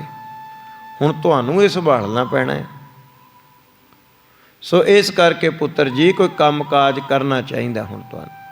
ਇਸ ਤਰ੍ਹਾਂ ਮਹਿਤਾ ਕਾਲੂ ਜੀ ਬੜੇ ਮਿੱਠੇ ਲਹਿਜੇ ਦੇ ਵਿੱਚ ਲੱਗ ਪਏ ਕਹਿਣ, ਕਹੋ ਗ੍ਰਸਤ ਸਿਉ ਕਿਉਂ ਬਨਿਆਵੈ। ਤਾਂ ਕਹਿਣ ਲੱਗੇ, ਪੁੱਤਰ ਆਪਾਂ ਗ੍ਰਸਤੀਆਂ, ਆਪਣਾ ਫਕੀਰਾਂ ਵਾਂਗੂ ਰਹਿ ਕੇ ਨਹੀਂ ਸਰਨਾ, ਸਾਧਾਂ ਨਾਲ ਫਿਰ ਕੇ ਨਹੀਂ ਸਰਨਾ। ਆਪਾਂ ਨੂੰ ਤਾਂ ਰੋਜੀ ਰੋਟੀ ਕਮਾ ਕੇ ਹੀ ਖਾਣੀ ਪੈਣੀ ਹੈ। ਦੇਖੋ ਮੈਂ ਵੀ ਪਟਵਾਰੀ ਹਾਂ, ਕਿੰਨੇ ਪਿੰਡਾਂ ਦਾ ਕੰਮ ਹੈ ਮੇਰੇ ਕੋਲੇ। ਰਾਏ ਬੁਲਾਰ ਜੀ ਦੇ ਉੱਤੇ ਅਸੀਂ ਨੌਕਰੀ ਕਰਦੇ ਹਾਂ। ਸਾਰਾ ਦਿਨ ਸਾਨੂੰ ਮਿਹਨਤੀਆਂ ਜ਼ਮੀਨਾਂ ਦੀਆਂ ਹਿਸਾਬ ਕਿਤਾਬ ਰੱਖਣੇ। ਹੁਣ ਪੁੱਤਰ ਮੇਰੀ ਵੀ ਉਮਰ ਵਡੇਰੀ ਹੁੰਦੀ ਜਾਂਦੀ ਹੈ। ਹੁਣ ਤੈਨੂੰ ਘਰ ਦਾ ਕੰਮਕਾਜ ਸੰਭਾਲਣਾ ਹੀ ਪਵੇਗਾ। ਤੇਰਾ ਫਕੀਰ ਬਣ ਕੇ ਨਹੀਂ ਸਰਦਾ। ਤੇਰਾ ਫਰਜ਼ ਬਣਦਾ ਕਿ ਆਪਣੇ ਬਜ਼ੁਰਗ ਮਾਂ ਪਿਓ ਦੀ ਸੇਵਾ ਕਰੇ। ਇਸ ਤਰ੍ਹਾਂ ਮਹਿਤਾ ਕਾਲੂ ਜੀ ਧੰਨ ਸਾਹਿਬ ਸ੍ਰੀ ਗੁਰੂ ਨਾਨਕ ਦੇਵ ਜੀ ਮਹਾਰਾਜ ਜੀ ਦੇ ਨਾਲ ਗੱਲਬਾਤ ਕਰ ਰਹੇ ਹਨ। ਨਿਸਬਾ ਸੁਰ ਬਿਨ ਕਾਮ ਬਿਤਾਵੇ। ਤਾਂ ਕਹਿਣ ਲੱਗੇ, ਤੂੰ ਤਾਂ ਦਿਨ ਰਾਤ ਹੀ ਬਸ ਇਸ ਤਰ੍ਹਾਂ ਅੱਖਾਂ ਬੰਦ ਕਰਕੇ ਬੈਠਾ ਰਹਿਣਾ, ਫਕੀਰਾਂ ਵਾਂਗੂ ਬੈਠਾ ਰਹਿਣਾ, ਗਿਆਨ ਧਿਆਨ ਦੀਆਂ ਗੱਲਾਂ ਹੀ ਕਰਦਾ ਰਹਿਣਾ, ਸਾਧੂ ਸੰਤ ਮਹਾਤਮਾ ਦੇ ਕੋਲੇ ਬੈਠਾ ਰਹਿਣਾ। ਇਸ ਤਰ੍ਹਾਂ ਪੁੱਤਰ ਤੇਰਾ ਸਰਨਾ ਨਹੀਂ। ਇਸ ਤਰ੍ਹਾਂ ਮਹਿਤਾ ਕਾਲੂ ਜੀ ਸਿੱਖਿਆ ਦਿੰਦੇ ਹਨ। ਮੁਝ ਜੀਵਤ ਜੇ ਲੇਤ ਸੰਭਾਰੀ। ਮਹਿਤਾ ਕਾਲੂ ਜੀ ਕਹਿਣ ਲੱਗੇ, ਐ ਪੁੱਤਰ ਨਾਨਕ ਜੀ, ਮੇਰਾ ਮਨ ਬੜਾ ਖੁਸ਼ ਹੋਵੇਗਾ ਜੇ ਤੂੰ ਮੇਰੇ ਜਿੰਦੇ ਜਿੰਦੇ ਸਾਰਾ ਘਰ ਦਾ ਕੰਮ ਕਾਜ ਸੰਭਾਲ ਲਵੇਂ। ਘਰ ਦਾ ਸਾਰਾ ਖਰਚਾ ਤੂੰ ਆਪਣੇ ਮੋਢਿਆਂ ਤੇ ਚੱਕ ਲਵੇਂ, ਭਾਵ ਤੂੰ ਧਨ ਕਮਾਉਣ ਲੱਗ ਜਵੇਂ, ਧਨ ਕਮਾ ਕੇ ਘਰ ਲੈ ਕੇ ਆਵੇਂ। ਮੇਰੇ ਜਿੰਦੇ ਜੀ ਮੈਂ ਇਹ ਦੇਖ ਲਵਾਂ, ਮੈਨੂੰ ਮਨ ਨੂੰ ਬੜੀ ਸ਼ਾਂਤੀ ਆਵੇਗੀ। ਇਸ ਤਰ੍ਹਾਂ ਮਹਿਤਾ ਕਾਲੂ ਜੀ ਲੱਗੇ ਕਹਿਣ, ਹਾਂ ਜਾਣਤ ਸੁਤ ਹੈ ਸੁਖਕਾਰੀ। ਮੇਰੇ ਮਨ ਨੂੰ ਤਸੱਲੀ ਹੋ ਜਾਵੇ ਵੀ ਮੇਰਾ ਪੁੱਤਰ ਕਮਾ ਕੇ ਖਾ ਲੇਗਾ, ਭਾਵ ਪਰਿਵਾਰ ਨੂੰ ਭੁੱਖਾ ਨਹੀਂ ਮਾਰੇਗਾ, ਮੇਰੇ ਮਨ ਨੂੰ ਬੜਾ ਸੁਖ ਪ੍ਰਾਪਤ ਹੋਵੇਗਾ। ਤੁਜ ਜਨ ਮਤ ਮਨ ਭਾ ਪਰਵਾਸਾ। ਕਹਿਣ ਲੱਗੇ ਹੁਣ ਥੋੜਾ ਥੋੜਾ ਜਿਹਾ ਮਹਿਤਾ ਕਾਲੂ ਜੀ ਆਪਣੇ ਸੁਭਾਅ ਦੇ ਮੁਤਾਬਕ ਥੋੜਾ ਜਿਹਾ ਆਪਣੇ ਲਫ਼ਜ਼ਾਂ ਦੇ ਵਿੱਚ, ਜਿਵੇਂ ਆਪਾਂ ਪਿਆਰ ਨਾਲ ਸਮਝਾਉਂਦੇ ਥੋੜਾ ਜਿਹਾ ਸੁਭਾਅ ਦੇ ਵਿੱਚ ਤਲਕਾਈ ਲਿਆ ਕੇ ਲੱਗ ਜਾਂਦੇ ਆ ਗੱਲਾਂ ਬਾਤਾਂ ਕਰਨ, ਘੂਰਨ ਵੀ ਲੱਗ ਜਾਂਦੇ ਆ। ਸੋ ਇਸ ਤਰ੍ਹਾਂ ਕਰਕੇ ਹੁਣ ਥੋੜ੍ਹੀ ਥੋੜ੍ਹੀ ਜੀ ਆਪਣੇ ਬਚਨਾਂ 'ਚ ਤਲਕਾਈ ਲੈਂਦੇ ਹੋਏ ਮਹਿਤਾ ਕਾਲੂ ਜੀ ਕਹਿਣ ਲੱਗੇ, ਐ ਪੁੱਤਰ ਨਾਨਕ ਜੀ, ਤੇਰੇ ਜਨਮ ਹੋਣ ਤੋਂ ਹੀ ਮੈਂ ਬੜਾ ਖੁਸ਼ ਸੀ ਵੀ ਮੇਰਾ ਪੁੱਤਰ ਬਹੁਤ ਧਨ ਕਮਾਇਆ ਕਰੇਗਾ। ਮੈਂ ਬਹੁਤ ਖੁਸ਼ੀ ਜਿਸ ਵੇਲੇ ਤੇਰਾ ਜਨਮ ਹੋਇਆ ਸੀ। ਨਾਨਕ ਕਰ ਹੈ ਨਾਮ ਪ੍ਰਕਾਸ਼ਾ। ਮੇਰੇ ਮਨ ਦੇ ਵਿੱਚ ਇਹ ਇੱਛਾ ਸੀ ਕਿ ਨਾਨਕ ਜੀ ਹੁਣ ਮੇਰਾ ਨਾਮ ਰੋਸ਼ਨ ਕਰੇਗਾ, ਭਾਵ ਬਹੁਤ ਧਨ ਕਮਾ ਕੇ ਲਿਆਵੇਗਾ। ਮੇਰਾ ਤਾਂ ਅਜੇ ਨਾਮ 2-4 ਪਿੰਡਾਂ ਦੇ ਵਿੱਚ ਹੀ ਹੈ, ਮੇਰਾ ਪੁੱਤਰ ਪੜ੍ਹ ਲਿਖ ਕੇ ਇੱਕ ਵੱਡਾ ਕੋਈ ਸ਼ਾਹੂਕਾਰ ਬਣੇਗਾ, ਬਹੁਤ ਪੜ੍ਹਿਆ ਲਿਖਿਆ ਬਣੇਗਾ, ਵਪਾਰੀ ਬਣੇਗਾ ਜਾਂ ਵੱਡਾ ਜ਼ਿਮੀਂਦਾਰ ਬਣੇਗਾ ਔਰ ਮੇਰਾ ਨਾਮ ਰੋਸ਼ਨ ਕਰੇਗਾ। ਇਸ ਤਰ੍ਹਾਂ ਮਹਿਤਾ ਕਾਲੂ ਜੀ ਕਹਿੰਦੇ ਇਹ ਮੇਰੇ ਮਨ ਦੇ ਵਿੱਚ ਉਮੀਦ ਸੀ। ਸਰਬ ਕਮਾਵਨ ਮੈਂ ਜਸ ਮੇਰੋ। ਕਿ ਮੇਰਾ ਵੀ ਦੇਖ ਸਾਰੇ ਪਾਸੇ ਨਾਂ ਚੱਲਦਾ ਵੀ ਰਾਏ ਬੁਲਾਰ ਜੀ ਦਾ ਮਹਿਤਾ ਕਾਲੂ ਜੀ ਪਟਵਾਰੀ ਹੈ ਔਰ ਮੇਰਾ ਨਾਂ ਚੱਲਦਾ ਇਲਾਕੇ ਦੇ ਵਿੱਚ। ਇਸ ਪ੍ਰਕਾਰ ਜਾਨ ਹੈ ਸਭ ਪੁਰ ਮਾਹੇ ਕਨੇਰੋ। ਤੇ ਸਾਰੇ ਨਗਰ ਦੇ ਲੋਕ, ਆਲੇ ਦੁਆਲੇ ਦੇ ਪਿੰਡਾਂ ਦੇ ਲੋਕ ਮੈਨੂੰ ਚੰਗੀ ਤਰ੍ਹਾਂ ਜਾਣਦੇ ਹਨ। ਸਿਮਰੰਕਾ ਕੋ ਇੰਦ ਨਿਹਾਰੀ। ਹਾਂ, ਕਹਿਣ ਲੱਗੇ ਜਿਵੇਂ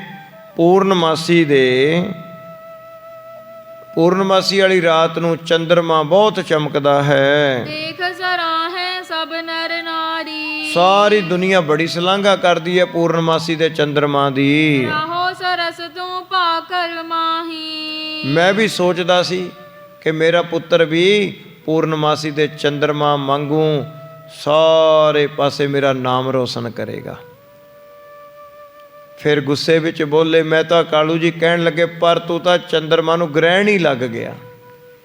ਹੇ ਨਾਨਕ ਜੀ, ਤੂੰ ਤਾਂ ਚੰਦਰਮਾ ਨੂੰ ਗ੍ਰਹਿਣ ਹੀ ਲੱਗ ਗਿਆ, ਭਾਵ ਕੋਈ ਕੰਮ ਨਹੀਂ ਕੀਤਾ, ਸਾਰੇ ਪਾਸੇ ਘਾਟਾ ਹੀ ਘਾਟਾ ਪਵਾਇਆ ਘਰ ਦੇ ਵਿੱਚ ਪੈਸੇ ਪੱਖੋਂ। ਸਭ ਵਿਦ ਮੰਦ ਕਰਤ ਪਾਤਾਹੀ। ਜੋ ਵੀ ਅਜੇ ਤੱਕ ਕੀਤਾ ਤੁਸੀਂ ਵਿਗਾੜ ਹੀ ਪਾਇਆ ਘਰ ਦੇ ਵਿੱਚ, ਕੰਮ ਵਿਗਾੜਿਆ ਹੀ ਹੈ, ਸਵਾਰਿਆ ਨਹੀਂ।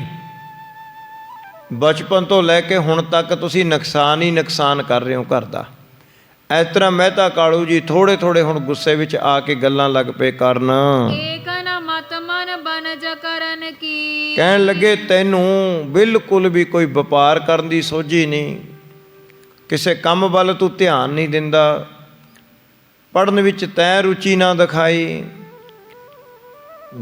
ਬਲਦ ਦੇ ਕੇ, ਬੀਜ ਦੇ ਕੇ, ਨਾਲ ਤੈਨੂੰ ਇੱਕ ਨੌਕਰ ਦੇ ਕੇ ਤੇ ਇੱਕ ਭਾਈ ਬਾਲਾ ਜੀ ਦਾਸ ਦੇ ਕੇ ਤੈਨੂੰ ਖੇਤੀ ਦੇ ਵਣਜ ਦੇ ਵਿੱਚ ਲਾਇਆ ਕਿ ਖੇਤੀ ਕਰ ਲਵੇਂਗਾ, ਪਰ ਉੱਥੇ ਵੀ ਤੁਸੀਂ ਧਿਆਨ ਨਹੀਂ ਦਿੱਤਾ, ਸਾਰੀ ਖੇਤੀ ਪਸ਼ੂਆਂ ਨੂੰ ਉਜਾੜ ਦਿੱਤੀ।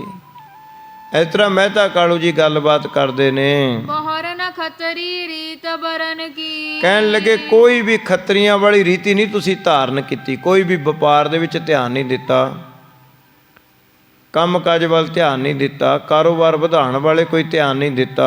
ਹਾਰਿਓ ਅਨੇਕ ਬਿਦਨ ਮਤ ਦੇ ਤੂੰ। ਮੈਂ ਤਾਂ ਤੁਹਾਨੂੰ ਸਿੱਖਿਆ ਦਿੰਦਾ ਦਿੰਦਾ ਹੀ ਥੱਕ ਗਿਆ। ਇਸ ਤਰ੍ਹਾਂ ਮਹਿਤਾ ਕਾਲੂ ਜੀ ਲੱਗੇ ਕਹਿਣ, ਕਬ ਹੈ ਕਮਾਏ ਨ ਲਿਆਏ ਨਿਕੇਤੂ। ਪਰ ਇੱਕ ਪੈਸਾ ਵੀ ਤੁਸੀਂ ਕਦੇ ਕਮਾ ਕੇ ਘਰ ਨਹੀਂ ਲੈ ਕੇ ਆਏ। ਮੈਂ ਤਾਂ ਸਿੱਖਿਆ ਦਿੰਦਾ ਦਿੰਦਾ ਮਹਿਤਾ ਕਾਲੂ ਜੀ ਕਹਿੰਦੇ ਬੁੱਢਾ ਹੋ ਗਿਆ,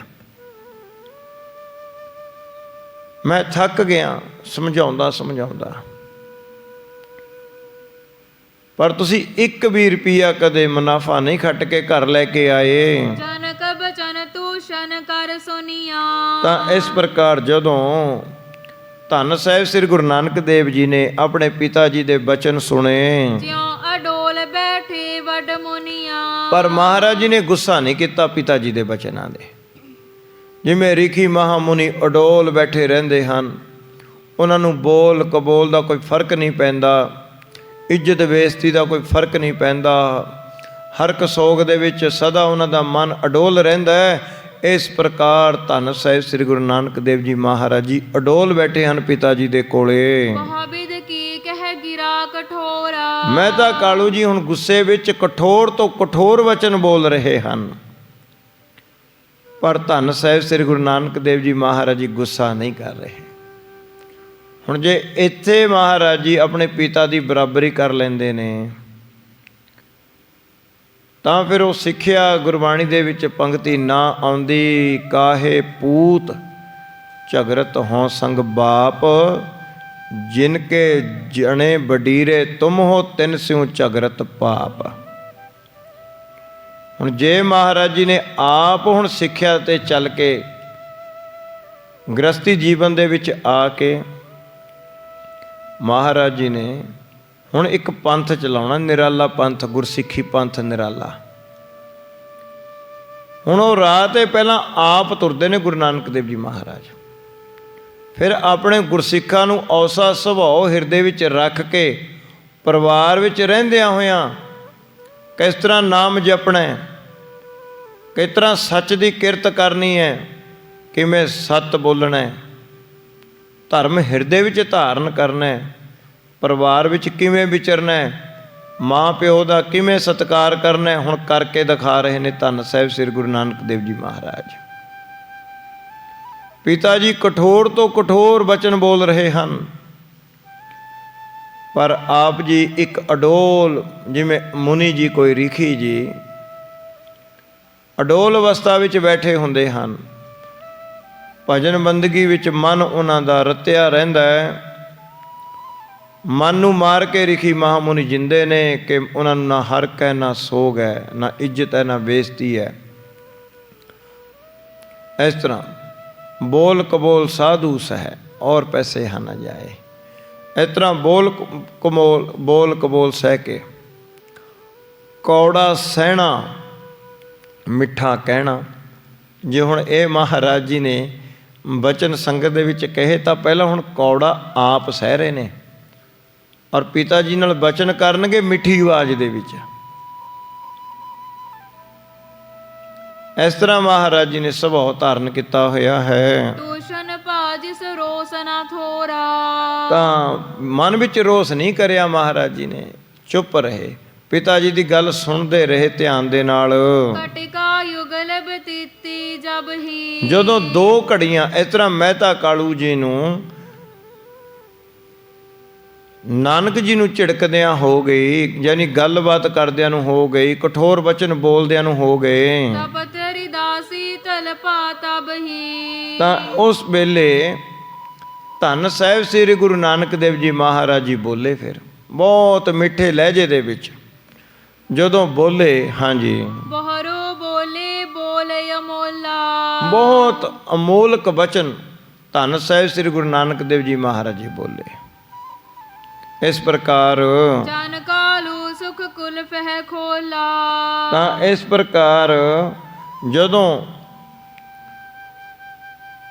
ਇਸ ਤਰ੍ਹਾਂ ਬਚਨ ਕੀਤੇ ਨਾ, ਭਾਈ ਬਾਲਾ ਜੀ ਕਹਿੰਦੇ, ਹੇ ਗੁਰੂ ਅੰਗਦ ਦੇਵ ਜੀ, ਮੰਨੋ ਕਿ ਅੱਜ ਮਹਿਤਾ ਕਾਲੂ ਜੀ ਦੇ ਅੰਦਰ ਜਿਹੜੇ ਸੁੱਖਾਂ ਨੂੰ ਜੰਦਰਾ ਵੱਜਿਆ ਹੋਇਆ ਸੀ, ਇੱਕ ਬਚਨ ਦੇ ਵਿੱਚ ਹੀ ਧੰਨ ਸਾਹਿਬ ਸ੍ਰੀ ਗੁਰੂ ਨਾਨਕ ਦੇਵ ਜੀ ਨੇ ਚਾਬੀ ਲਾ ਕੇ ਬਚਨਾਂ ਦੀ ਉਹ ਸੁੱਖਾਂ ਦਾ ਜੰਦਰਾ ਖੋਲ੍ਹ ਦਿੱਤਾ ਪਿਤਾ ਜੀ ਦੇ। ਇੱਕ ਬਚਨ ਦੇ ਵਿੱਚ ਹੀ ਮਾਤਾ ਜਿਹੜੇ ਪਿਤਾ ਮਹਿਤਾ ਕਾਲੂ ਜੀ ਕਠੋਰ ਬਚਨ ਗੁੱਸੇ ਵਿੱਚ ਆ ਕੇ ਬੋਲ ਰਹੇ ਹਨ। ਇੱਕ ਬਚਨ ਦੇ ਵਿੱਚ ਹੀ ਮਹਿਤਾ ਕਾਲੂ ਜੀ ਦਾ ਠੰਡਾ ਠਾਰ ਕਰ ਦੇਣਗੇ ਹਿਰਦਾ। ਹਾਂਜੀ, ਬਖਸ਼ ਖਤਾਪਿਤ ਪਾਛਲ ਕੇਰੀ। ਧੰਨ ਸਾਹਿਬ ਸ੍ਰੀ ਗੁਰੂ ਨਾਨਕ ਦੇਵ ਜੀ ਮਹਾਰਾਜ ਜੀ ਨੇ ਜਦੋਂ ਆਪਣੇ ਮੁਖਾਰ ਬਿੰਦ ਤੋਂ ਇਸ ਤਰ੍ਹਾਂ ਬਚਨ ਕਿਹਾ, ਪਿਤਾ ਜੀ ਮੇਰੀ ਗਲਤੀ ਨੂੰ ਮਾਫ ਕਰ ਦਿਓ, ਮੇਰੇ ਤੋਂ ਗਲਤੀ ਹੋ ਗਈ, ਮੇਰੀ ਪਿਛਲੀ ਭੁੱਲਾਂ ਨੂੰ ਮਾਫ ਕਰ ਦਿਓ। ਜਦੋਂ ਇਸ ਤਰ੍ਹਾਂ ਦੇ ਬਚਨ ਕਹੇ, ਮਹਿਤਾ ਕਾਲੂ ਜੀ ਦਾ ਉਸੇ ਵੇਲੇ ਹਿਰਦਾ ਠੰਡਾ ਠਾਰ ਹੋ ਜਾਂਦਾ ਹੈ। ਹਾਂਜੀ, ਨਹੀਂ ਬਿਗਾਰੋ ਕਾਰਜ ਫੇਰੀ। ਕਿ ਅੱਜ ਤੋਂ ਬਾਅਦ ਪਿਤਾ ਜੀ ਕੋਈ ਵੀ ਕਾਜ ਨਹੀਂ ਵਿਗਾੜਾਂਗੇ, ਅੱਜ ਤੋਂ ਬਾਅਦ ਨਹੀਂ ਕੋਈ ਕਾਜ ਵਿਗਾੜਦੇ। ਜਿਉ ਰਾਵਰ ਕੀ ਹੋਏ ਰਜਾਈ। ਹੇ ਪਿਤਾ ਜੀ, ਜਿਵੇਂ ਤੁਹਾਡੀ ਰਜਾ ਹੋਵੇਗੀ ਮੈਂ ਉਸੇ ਤਰ੍ਹਾਂ ਰਵਾਂਗਾ, ਜਿਵੇਂ ਤੁਸੀਂ ਕਹੋਗੇ ਉਹੀ ਮੈਂ ਕੰਮ ਕਰਾਂਗਾ। ਤਿਉ ਮੈਂ ਕਰਹੁ ਪ੍ਰੀਤ ਲਗਾਈ। ਬਹੁਤ ਪ੍ਰੀਤ ਲਾ ਕੇ ਮੈਂ ਕੰਮ ਕਰਾਂਗਾ, ਜਿਹੜਾ ਵੀ ਤੁਸੀਂ ਕਹੋਗੇ ਨਾ ਕੰਮ ਕਰਨ ਨੂੰ। ਹੁਣ ਮਹਾਰਾਜ ਜੀ ਤਾਂ ਸੱਚ ਬੋਲਣਗੇ ਔਰ ਵਿਅੰਗ ਵਚਨ ਬੋਲਣਗੇ। ਹੁਣ ਮਹਾਰਾਜ ਜੀ ਆਪਣੇ ਹਿਸਾਬ ਨਾਲ ਕਹਿ ਰਹੇ ਨੇ ਕਿ ਜੋ ਵੀ ਕਹੋਗੇ ਉਹ ਮੈਂ ਕੰਮ ਪ੍ਰੀਤ ਲਾ ਕੇ ਕਰਾਂਗਾ। ਔਰ ਪਿਤਾ ਜੀ ਆਪ ਜੀ ਦੀ ਆਗਿਆ ਦੇ ਵਿੱਚ ਰਹਾਂਗਾ। ਹੁਣ ਇਹ ਵਿਅੰਗ ਵਚਨ ਨੇ ਮਹਾਰਾਜ ਜੀ ਦੇ, ਧਿਆਨ ਦਿਓ ਕਿ ਪਿਤਾ ਜੀ ਜੋ ਤੁਸੀਂ ਕਹੋਗੇ ਮੈਂ ਉਹ ਬੜੀ ਪ੍ਰੀਤ ਲਾ ਕੇ ਕੰਮ ਕਰਾਂਗਾ। ਵਿਅੰਗ ਵਚਨ ਕਹਿ ਦਿੱਤਾ ਮਹਾਰਾਜ ਜੀ ਨੇ। ਹੁਣ ਪਿਤਾ ਜੀ ਖੁਸ਼ ਹੋ ਗਏ ਕਿ ਮੈਂ ਇਹਨਾਂ ਨੂੰ ਕਹਿਣਾ ਵੀ ਜਿਹੜਾ ਦੁਨਿਆਵੀ ਕੰਮ ਇਹਨਾਂ ਨੂੰ ਮੈਂ ਕਵਾਂਗਾ ਉਹ ਬੜੀ ਪ੍ਰੀਤ ਲਾ ਕੇ ਕਰਨਗੇ। ਸੋ ਇਸ ਤਰ੍ਹਾਂ ਕਰਕੇ ਮਹਾਰਾਜ ਜੀ ਨੇ ਝੂਠ ਨਹੀਂ ਬੋਲਣਾ, ਕਿਤੇ ਵੀ ਸੱਚ ਬੋਲਣਗੇ, ਸੱਚ ਬੋਲਣਗੇ। ਮਹਾਰਾਜ ਜੀ ਆਪਣੇ ਸੁਭਾਅ ਮੁਤਾਬਕ ਸੱਚ ਬੋਲੇ ਹਨ। ਉਚਿਤ ਕਰਨ ਕੋ ਮੋਕੋ ਜੋ ਵੀ ਤੁਸੀਂ ਕੰਮ ਕਹੋਗੇ ਮੈਂ ਬੜੀ ਸੋਚ ਸਮਝ ਕੇ ਔਰ ਲਾਭ ਹੀ ਲਾਭ ਦਾ ਕੰਮ ਕਰਾਂਗਾ। ਅਬ ਕਹੀਏ ਕਰਹੁ ਮੈਂ ਸੋ। ਦੱਸੋ ਪਿਤਾ ਜੀ ਮੈਂ ਕਿਹੜਾ ਕੰਮ ਕਰਾਂ? ਜੋ ਵੀ ਤੁਸੀਂ ਕੰਮ ਕਹੋਗੇ ਮੈਂ ਬੜੇ ਪ੍ਰੇਮ ਦੇ ਨਾਲ ਚਿੱਤ ਲਾ ਕੇ ਉਹ ਕਾਰਜ ਕਰਾਂਗਾ। ਮ੍ਰਿਦੁਲ ਮਧੁਰ ਨਮਰੀ ਸੁਨ ਬਾਣੀ। ਜਦੋਂ ਇਸ ਪ੍ਰਕਾਰ ਬਹੁਤ ਮਿੱਠੇ ਲਹਿਜੇ ਦੇ ਵਿੱਚ ਗੁਰੂ ਜੀ ਨੇ ਪਿਤਾ ਮਹਿਤਾ ਕਾਲੂ ਜੀ ਨੂੰ ਇਹ ਵਚਨ ਕਹੇ, ਕਾਲੂ ਕੇ ਮਨ ਸੁਖਦਾਨੀ। ਮਹਿਤਾ ਕਾਲੂ ਜੀ ਦਾ ਹਿਰਦਾ ਪ੍ਰਸੰਨ ਹੋ ਗਿਆ, ਬੜੇ ਖੁਸ਼ ਹੋ ਜਾਂਦੇ ਹਨ ਕਿ ਮੇਰਾ ਪੁੱਤਰ ਹੁਣ ਮੇਰੇ ਅਨੁਸਾਰ ਹੋ ਗਿਆ। ਹੁਣ ਇਹਨਾਂ ਨੇ ਬਚਨ ਕਿਹਾ ਵੀ ਪਿਤਾ ਜੀ ਮੈਂ ਤੁਹਾਡੇ ਅਨੁਸਾਰ ਰਵਾਂਗਾ, ਜੋ ਵੀ ਕੰਮ ਕਹੋਗੇ ਮੈਂ ਉਹ ਕੰਮ ਕਰਾਂਗਾ ਔਰ ਪ੍ਰੀਤ ਲਾ ਕੇ ਕਰਾਂਗਾ। ਹਾਂਜੀ, ਜਾਣੇ ਆਪਨੇ ਸੁਤੇ ਅਨੁਸਾਰੀ। ਹੁਣ ਮਹਿਤਾ ਕਾਲੂ ਜੀ ਨੇ ਆਪਣੇ ਅਨੁਸਾਰ ਜਦੋਂ ਸਮਝਿਆ ਵੀ ਮੇਰਾ ਪੁੱਤਰ ਮੇਰੇ ਅਨੁਸਾਰ ਹੈ, ਧਨ ਖਾਟਨ ਕੀ ਗਿਰਾ ਉਚਾਰੀ। ਕਿਹਾ ਪੁੱਤਰ ਤਾਂ ਫਿਰ ਮੈਨੂੰ ਧਨ ਖੱਟ ਕੇ ਲਿਆਓ, ਮੈਂ ਚਾਹੁੰਦਾ ਕਿ ਬਹੁਤ ਧਨ ਖੱਟ ਕੇ ਲਿਆਓ। ਇਸ ਤਰ੍ਹਾਂ ਕਿਹਾ। ਸੁਨ ਸੁਤ ਪੂਰਬ ਭਾਕ੍ਰਿਖਕਾਰੀ। ਕਹਿਣ ਲੱਗੇ ਹੈ ਪੁੱਤਰ ਦੇਖ ਮੈਂ ਪਹਿਲਾਂ ਤੈਨੂੰ ਖੇਤੀਬਾੜੀ ਦੇ ਕੰਮ ਚ ਲਾਇਆ, ਪਸ਼ੂ ਚਰਾਏ ਸੁਦੀਨ ਉਜਾੜੀ। ਉਹ ਵੀ ਤੈ ਖੇਤੀ ਉਜਾੜ ਦਿੱਤੀ, ਉਹਦੇ ਵਿੱਚ ਪਸ਼ੂ ਹੀ ਚਰਦੇ ਰਹੇ। ਮੁਝ ਮਨ ਮੈਂ ਥੀ ਐਸ ਵਿਚਾਰਾ। ਮੇਰੇ ਮਨ ਵਿੱਚ ਉਸ ਵੇਲੇ ਇਸ ਤਰ੍ਹਾਂ ਦੀ ਵਿਚਾਰ ਸੀ ਤਿਉ ਬਸਾਏ ਇੱਕ ਗ੍ਰਾਮ ਨਿਰਾਰਾ। ਕਿ ਮੇਰਾ ਪੁੱਤਰ ਬਹੁਤ ਸੋਹਣੀ ਖੇਤੀ ਕਰੇਗਾ, ਚੰਗੀ ਫਸਲ ਹਰੀ ਭਰੀ ਉਦੋਂ ਖੜੀ ਸੀ, ਉਦੋਂ ਮੇਰਾ ਮਨ ਖੁਸ਼ ਸੀ। ਮਹਿਤਾ ਕਾਲੂ ਜੀ ਲੱਗੇ ਕਹਿਣ, ਜਦੋਂ ਤੁਸੀਂ ਖੇਤ ਬੀਜ ਪਾਇਆ, ਹਲ ਬਾਹਿਆ, ਪਾਣੀ ਦਿੱਤਾ, ਬੜੀ ਹਰੀ ਭਰੀ ਖੇਤੀ ਤੁਸੀਂ ਤਿਆਰ ਹੋਈ, ਉਦੋਂ ਬੜੀ ਤੁਸੀਂ ਮਿਹਨਤ ਕੀਤੀ, ਮੇਰਾ ਮਨ ਬੜਾ ਖੁਸ਼ ਸੀ ਵੀ ਬਹੁਤ ਸੋਹਣੀ ਫਸਲ ਉੱਗ ਆਈ ਹੈ, ਕੱਲਾ ਕੱਲਾ ਬੀਜ ਜੰਮ ਆਇਆ। ਉਦੋਂ ਮੇਰੇ ਮਨ ਵਿੱਚ ਆਇਆ ਸੀ ਕਿ ਮੈਂ ਹੁਣ ਇੱਕ ਪੂਰੇ ਪਿੰਡ ਦੀ ਜ਼ਮੀਨ ਆਪਣੇ ਪੁੱਤਰ ਨਾਨਕ ਜੀ ਨੂੰ ਲੈ ਕੇ ਦੇਵਾਂਗਾ, ਬਹੁਤ ਸੋਹਣੀ ਫਸਲ ਉਗਾਵੇਗਾ, ਬਹੁਤ ਅੰਨ ਪਾਣੀ ਘਰ ਆਵੇਗਾ, ਸਾਰੇ ਪਾਸੇ ਸ਼ੋਭਾ ਹੋਵੇਗੀ ਕਿ ਮਹਿਤਾ ਕਾਲੂ ਜੀ ਦਾ ਪੁੱਤਰ ਨਾਨਕ ਜੀ ਬਹੁਤ ਸਪੁੱਤਰਾਂ ਵਾਲੇ ਕੰਮ ਕਰਦਾ, ਬੜਾ ਲਾਇਕ ਹੈ, ਬਹੁਤ ਸੋਹਣੀ ਫਸਲ ਉਗਾਈ ਹੈ। ਹੁਣ ਮਹਿਤਾ ਕਾਲੂ ਜੀ ਦਾ ਖਿਆਲ ਐਸਾ ਸੀ, ਦੁਨਿਆਵੀ ਤੌਰ ਤੇ ਉਹ ਚਾਹੁੰਦੇ ਸਨ ਵੀ ਵੱਡਾ ਬਣੇ ਮੇਰਾ ਪੁੱਤਰ। ਸੋ ਇਸ ਪ੍ਰਕਾਰ ਕਹਿਣ ਲੱਗੇ ਕਿ ਉਦੋਂ ਮੇਰੇ ਮਨ 'ਚ ਸੀ ਵੀ ਮੈਂ ਤੈਨੂੰ ਇੱਕ ਪੂਰੇ ਪਿੰਡ ਦੀ ਜ਼ਮੀਨ ਲੈ ਕੇ ਦੇ ਦੇਵਾਂਗਾ, ਸੋ ਤੋ ਰਹੇ ਮਨੋਰਥ ਮੇਰੇ। ਪਰ ਉਹ ਤਾਂ ਮੇਰੇ ਮਨ ਦੀ ਮਨ ਵਿੱਚ ਇਹ ਗੱਲ ਰਹਿ ਗਈ, ਤੁਸੀਂ ਤਾਂ ਫਸਲ ਹੀ ਜੜਾ ਦਿੱਤੀ ਸਾਰੀ, ਫਸੂ ਕੋਈ ਰੋਕਿਆ ਹੀ ਨਾ, ਸਾਰੀ ਫਸਲ ਨੂੰ ਡੰਗਰ ਪਸ਼ੂ ਹੀ ਖਾ ਗਏ, ਉਹ ਤਾਂ ਖੇਤ ਇਸ ਤਰ੍ਹਾਂ ਹੀ ਉਜਾੜ ਦਿੱਤੇ ਤੁਸੀਂ, ਉਹ ਸਾਰਾ ਬੀਜ ਵੀ ਖਰਾਬ ਹੋ ਗਿਆ। ਹਾਂਜੀ, ਪੰਗਤ ਕਹਿ ਜਿਉ ਗਿਰ ਸਿਰ ਹੇਰੇ। ਉਹ ਮੇਰੀ ਇੱਛਾ ਇਸ ਤਰ੍ਹਾਂ ਹੀ ਬਣੀ ਰਹਿ ਗਈ ਜਿਵੇਂ ਇੱਕ ਪਿੰਗਲਾ ਬੰਦਾ ਕਹੇ ਵੀ ਮੈਂ ਪਹਾੜ ਚੜ੍ਹਨਾ ਹੈ, ਔਰ ਪਹਾੜ ਚੜ੍ਹਨ ਦੀ ਖਾਹਿਸ਼ ਰੱਖਦਾ ਹੋਵੇ, ਪਰ ਉਹ ਪਿੰਗਲਾ ਹੋਣ ਕਰਕੇ ਨਾ ਚੜ੍ਹ ਸਕੇ, ਉਹਦੀ ਖਾਹਿਸ਼ ਬਣੀ ਰਹਿ ਗਈ। ਇਸੇ ਪ੍ਰਕਾਰ ਪੁੱਤਰ ਜੀ ਮੇਰੇ ਮਨ ਦੀ ਗੱਲ ਮੇਰੇ ਮਨ ਵਿੱਚ ਹੀ ਰਹਿ ਗਈ। ਮੁਝ ਤੇ ਬੀਸ ਕਾਰ ਖਿਕ ਲੀਜੈ। ਹੁਣ ਇਉਂ ਕਰ, ਮਹਿਤਾ ਕਾਲੂ ਜੀ ਕਹਿਣ ਲੱਗੇ, ਐ ਪੁੱਤਰ ਮੈਂ ਤੈਨੂੰ 20 ਰੁਪਏ ਦਿਆਂਗਾ। 20 ਰੁਪਏ ਲੈ ਕੇ ਆਨ ਸਥਾਨ ਪਿਆਨੋ ਕੀਜੈ। ਹੁਣ ਕੋਈ ਚੰਗੀ ਥਾਂ ਦੇਖ ਕੇ, ਕੋਈ ਚੰਗਾ ਸ਼ਹਿਰ ਜਾਂ ਕਸਬਾ ਦੇਖ ਕੇ 20 ਰੁਪਏ ਲੈ ਕੇ ਜਾ। ਚੰਗਾ ਸ਼ਹਿਰ ਤੇ ਕਸਬਾ ਇੱਥੋਂ ਦੂਰ ਕਿਤੇ ਜਾ ਕੇ ਢੇਰ ਲਾਭ ਦਾ ਵਸਤ ਵਿਚਾਰੀ। ਇਹ 20 ਰੁਪਇਆਂ ਦੀ ਕੋਈ ਵਸਤੂ ਖਰੀਦੀ ਔਰ ਫਿਰ ਉਸ ਨੂੰ ਅੱਗੇ ਵੇਚ ਕੇ ਚੰਗਾ ਮੁਨਾਫਾ ਲਵੀਂ, ਕੋਈ ਲਾਭਦਾਇਕ ਸੌਦਾ ਕਰੀ। ਇਸ ਤਰ੍ਹਾਂ ਮਹਾਰਾਜ ਜੀ ਦੇ ਪਿਤਾ ਜੀ ਨੇ ਕਿਹਾ ਵੀ ਕੋਈ ਲਾਭਦਾਇਕ ਸੌਦਾ ਕਰੀ। ਮਨ ਜੋ ਨਿਜ ਮਤ ਕੇ ਅਨੁਸਾਰੀ। ਆਪਣੀ ਮਤ ਦੇ ਅਨੁਸਾਰ ਸੋਚ ਸਮਝ ਕੇ ਵਪਾਰ ਕਰਨਾ। ਅਬ ਕੇ ਜੇ ਆਨ ਹੋ ਸ਼ੁਭ ਸੌਦਾ। ਹਾਂ, ਕਹਿਣ ਲੱਗੇ ਜੇ ਹੁਣ ਤੂੰ ਚੰਗਾ ਸੌਦਾ ਕਰੇਗਾ, ਚੰਗਾ ਵਪਾਰ ਕਰੇਗਾ, ਚੰਗਾ ਸਮਾਨ ਖਰੀਦੇਗਾ, ਅੱਗੇ ਉਹਨੂੰ ਫੇਰ ਵੇਚੇਗਾ, ਉਹਦੇ ਵਿੱਚ ਚੰਗਾ ਮੁਨਾਫਾ ਕਮਾਵੇਂਗਾ ਤਾਂ ਪੁਨ ਬਹੁਤ ਧਨ ਦਿਉ ਉਰ ਪਰ ਮੋਦਾ। ਤਾਂ ਕਹਿਣ ਲੱਗੇ ਹੋਰ ਤੈਨੂੰ ਧਨ ਦੇ ਦੇਵਾਂਗਾ। ਫਿਰ ਤੂੰ ਹੋਰ ਜ਼ਿਆਦਾ ਸੌਦਾ ਪਾ ਲਿਆ ਕਰੀਂ, ਹੋਰ ਵਪਾਰ ਦੇ ਵਿੱਚ ਯਾਨੀ ਪੈਸਾ ਤੂੰ ਇਨਵੈਸਟ ਕਰੇਗਾ ਤੇ ਹੋਰ ਤੇ ਫਿਰ ਉਹਦੀ ਜ਼ਿਆਦਾ ਆਮਦਨ ਆਊਗੀ। ਹੁਣ ਵਪਾਰ ਦੇ ਨਾਲ ਹੀ ਹੁੰਦਾ ਪੈਸਾ ਵੀ, ਜਿੰਨਾ ਪੈਸਾ ਹੋਵੇ ਵਪਾਰ ਦੇ ਵਿੱਚ ਉਨਾ ਮੁਨਾਫਾ ਜ਼ਿਆਦਾ ਹੁੰਦਾ, ਜਿੰਨਾ ਘੱਟ ਹੋਵੇ ਉਨਾ ਮੁਨਾਫਾ ਘੱਟ ਹੁੰਦਾ। ਕਹਿਣ ਲੱਗੇ ਪਹਿਲਾਂ ਮੈਂ ਦੇਖਣਾ ਚਾਹੁੰਦਾ ਵੀ ਤੁਸੀਂ 20 ਰੁਪਏ ਦਾ ਕਿਵੇਂ ਵਪਾਰ ਕਰਦੇ ਹੋ। ਉਸ ਟਾਈਮ ਦੇ ਵਿੱਚ ਤਾਂ 20 ਰੁਪਏ ਵੀ ਬਹੁਤ ਸਨ। ਸੰਨ 1400 ਦੀ ਆਸ-ਪਾਸ ਦੀ ਗੱਲ ਹੈ ਤੇ ਉਸ ਵੇਲੇ ਤਾਂ 20 ਰੁਪਏ ਹੀ ਬਹੁਤ ਸਨ। ਪਿਤਾ ਜੀ ਨੇ ਉਸ ਵੇਲੇ ਆਨਿਆਂ ਦੇ ਵਿੱਚ 20 ਰੁਪਏ ਇਕੱਠੇ ਕਰਕੇ ਥੈਲੀ ਬਣਾ ਕੇ ਦੇਣੀ ਹੈ ਕਿ 20 ਰੁਪਏ ਦਾ ਸੌਦਾ ਖਰੀਦ ਕੇ ਵੱਧ ਤੋਂ ਵੱਧ ਮੁਨਾਫਾ ਕਮਾਉਣਾ। ਇਸ ਤਰ੍ਹਾਂ ਪਿਤਾ ਜੀ ਕਹਿੰਦੇ ਹਨ। ਨਿਜ ਪੂੰਜੀ ਤੁਮ ਰੱਖੋ ਨਿਰਾਲੀ। ਫਿਰ ਪਿਤਾ ਜੀ ਕਹਿਣ ਲੱਗੇ ਜਿਹੜਾ ਤੇਰਾ ਵਪਾਰ ਦਾ ਪੈਸਾ ਹੋਵੇਗਾ ਤੂੰ ਆਪਣੇ ਕੋਲ ਹੀ ਰੱਖੀ, ਮੈਨੂੰ ਤੇਰੇ ਧਨ ਦੀ ਲੋੜ ਨਹੀਂ, ਆਪਣੇ ਕੋਲ ਹੀ ਰੱਖੀ, ਉਹਦੇ ਨਾਲ ਹੋਰ ਵਪਾਰ ਵਧਾਵੀਂ। ਕਰਹੁ ਬਨ ਜੇ ਰੀਤ ਸੁਖਾਲੀ। ਕਹਿਣ ਲੱਗੇ ਇਹ ਰੀਤ ਸੁਖਾਲੀ ਹੈ, ਇਹ ਕੰਮ ਸੌਖਾ ਹੈ ਵਪਾਰ ਕਰਨ ਦਾ, ਸੋ ਇਸ ਕਰਕੇ ਤੁਸੀਂ ਵਪਾਰ ਕਰੋ। ਦਿਨ ਪ੍ਰਤ ਦਰਬ ਬੰਧਾਵ ਹੋ ਪਾਰੀ। ਤਾਂ ਕਹਿਣ ਲੱਗੇ ਹਰ ਰੋਜ਼ ਦਿਨ ਪ੍ਰਤੀ ਦਿਨ ਆਪਣੇ ਕੰਮ ਦੇ ਵਿੱਚ ਵਾਧਾ ਕਰਦੇ ਜਾਣਾ।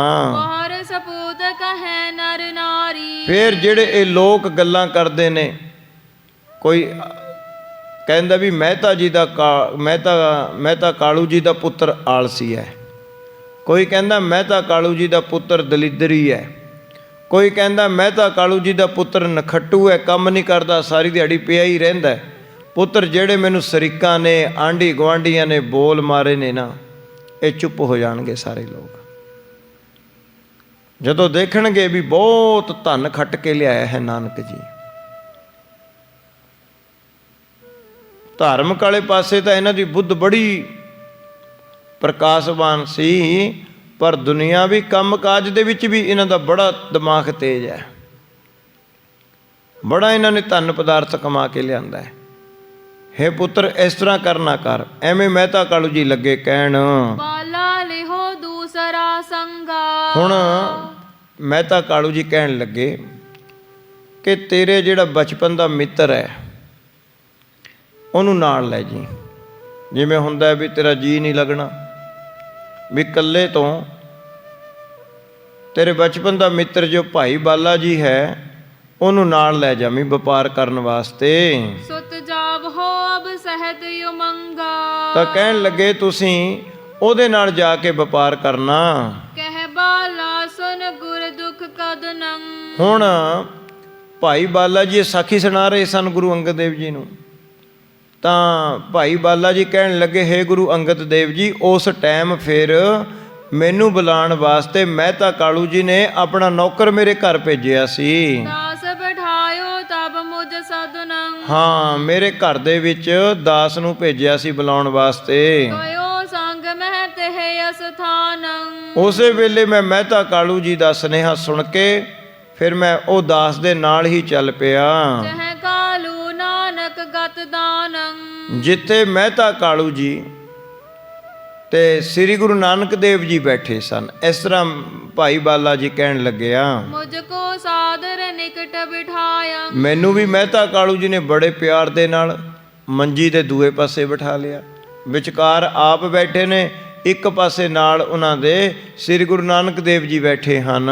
ਹਿਤ ਭੇਜਨ ਕੇ ਬਚਨ ਅਲਾਇੰ। ਹੁਣ ਮਹਿਤਾ ਕਾਲੂ ਜੀ ਮੈਨੂੰ ਵੀ ਲੱਗ ਪਏ ਕਹਿਣ ਕਿ ਹੇ ਭਾਈ ਬਾਲਾ ਜੀ, ਦੇਖ ਨਾਨਕ ਜੀ ਦਾ ਸੁਭਾਅ ਤਾਂ ਮਸਤਾਨਾ ਹੈ, ਇਹਦਾ ਮਨ ਬਹੁਤ ਨਰਮ ਹੈ। ਇਹਨੇ ਤਾਂ ਕੋਈ ਰਸਤੇ 'ਚ ਜੇ ਗਰੀਬ ਨੂੰ ਦੇਖਿਆ ਤਾਂ ਉਸੇ ਨੂੰ ਪੈਸੇ ਦੇ ਦੇਣੇ ਨੇ, ਕੋਈ ਰੋਗੀ ਦੇਖਿਆ ਤਾਂ ਉਸ ਨੂੰ ਪੈਸੇ ਦੇ ਦੇਣੇ ਨੇ, ਤੇ ਕੋਈ ਸਾਧੂ ਸੰਤ ਮਹਾਤਮਾ ਮਿਲ ਗਿਆ ਉਹਨੂੰ ਪੈਸੇ ਦੇ ਦੇਣੇ ਨੇ। ਇਸ ਕਰਕੇ ਮੈਂ ਤੈਨੂੰ ਨਾਲ ਭੇਜਦਾ, ਤੂੰ ਸਿਆਣਾ ਹੈ, 20 ਰੁਪਏ ਲੈ ਕੇ ਜਾਓ।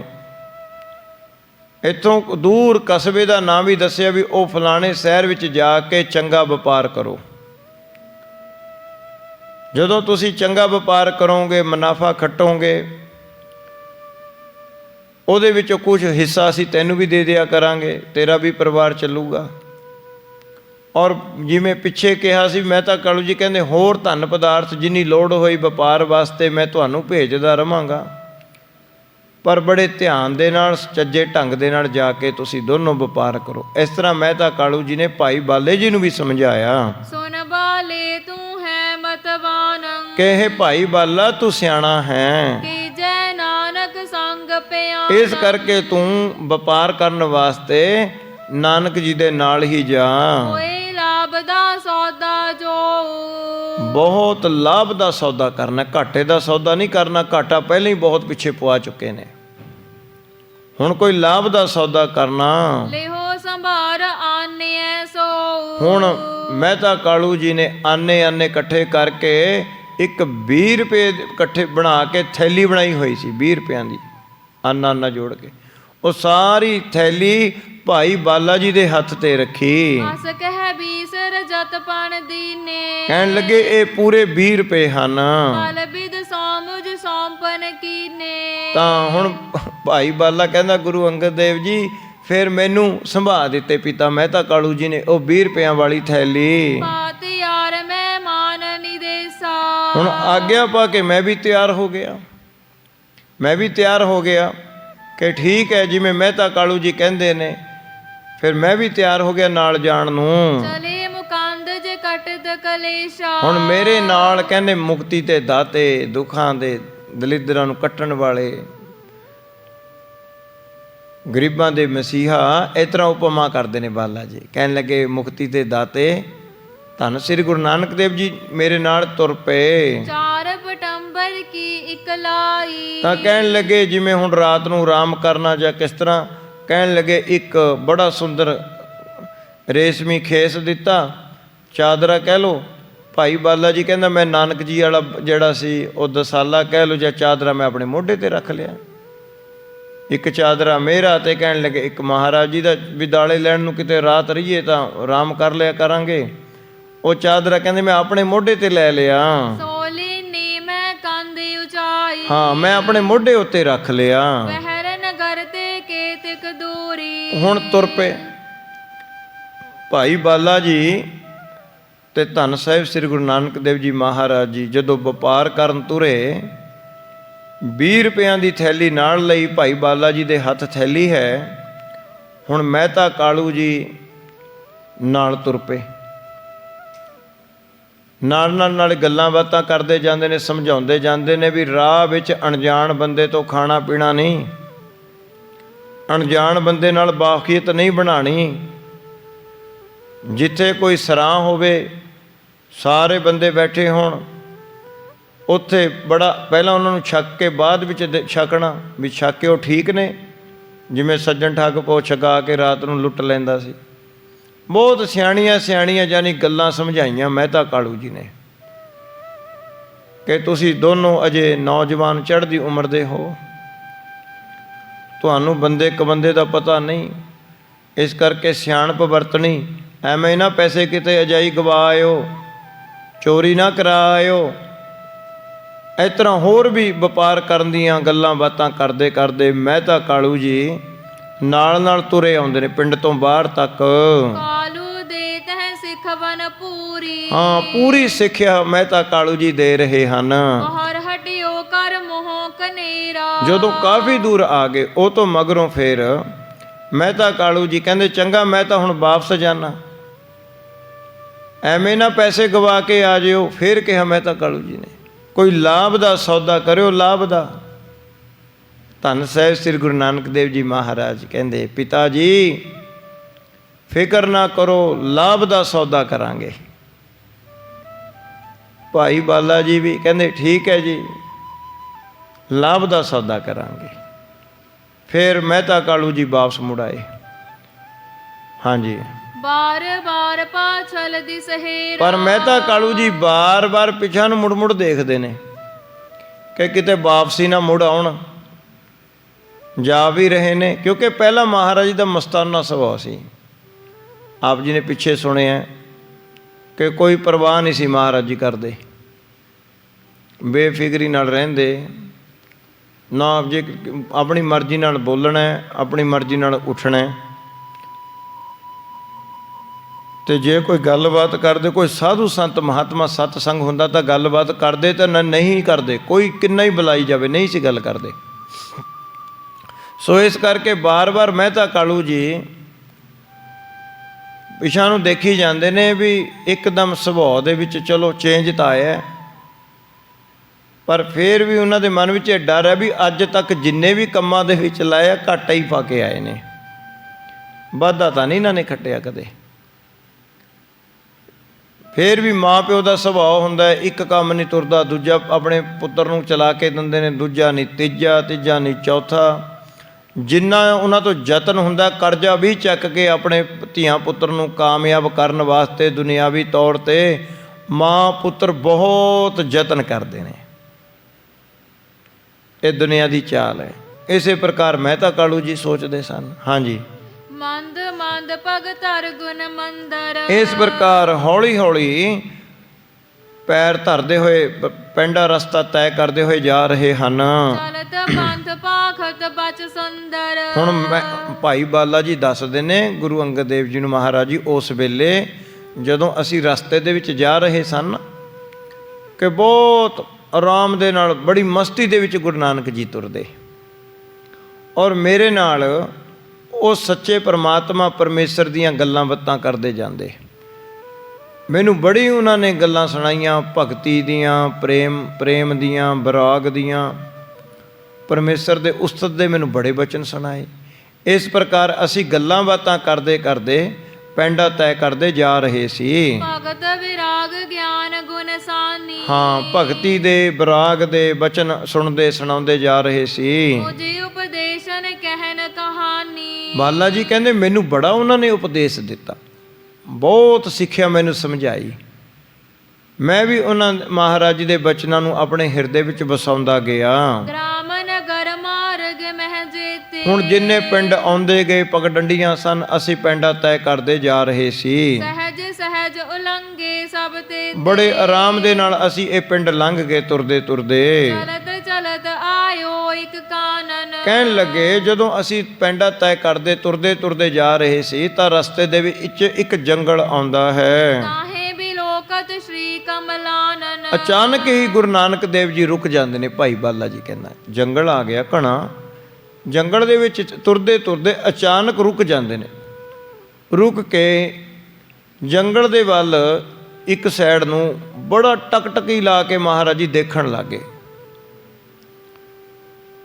ਭਾਈ ਬਾਲਾ ਜੀ ਕਹਿੰਦਾ ਮੈਂ ਵੀ ਰੁਕ ਗਿਆ। ਮੈਂ ਮਹਾਰਾਜ ਜੀ ਦੇ ਵੱਲ ਚਿਹਰੇ ਵੱਲ ਦੇਖੀ ਜਾਨਾ ਕਿ ਮਹਾਰਾਜ ਜੀ ਇੰਨੀ ਗੌਰ ਦੇ ਨਾਲ ਕੀ ਦੇਖ ਰਹੇ ਨੇ। ਜੰਗਲ ਦੇ ਵਿੱਚ ਕੁਛ ਨਜ਼ਰ ਨਹੀਂ ਆਉਂਦਾ ਸੀ, ਪਰ ਦੇਖ ਜ਼ਰੂਰ ਰਹੇ ਨੇ। ਖੜ ਗਏ ਮਹਾਰਾਜ ਜੀ। ਇਸ ਪ੍ਰਕਾਰ ਸੁੰਦਰ ਆਸ਼ਰਮ ਏਕ ਨਿਹਾਰੀ। ਤਾਂ ਫਿਰ ਉਸ ਪਾਸੇ ਨੂੰ ਤੁਰ ਪਏ ਜਿੱਧਰ ਮਹਾਰਾਜ ਜੀ ਦੇਖਦੇ ਸਨ। ਜਦੋਂ ਕੁਝ ਰਸਤਾ ਪੈਂਡਾ ਤੈਅ ਕੀਤਾ, ਅੱਗੇ ਕੀ ਦੇਖਦੇ ਨੇ, ਜੰਗਲ ਦੇ ਵਿੱਚ ਹੀ ਇੱਕ ਆਸ਼ਰਮ ਬਣਿਆ ਹੈ।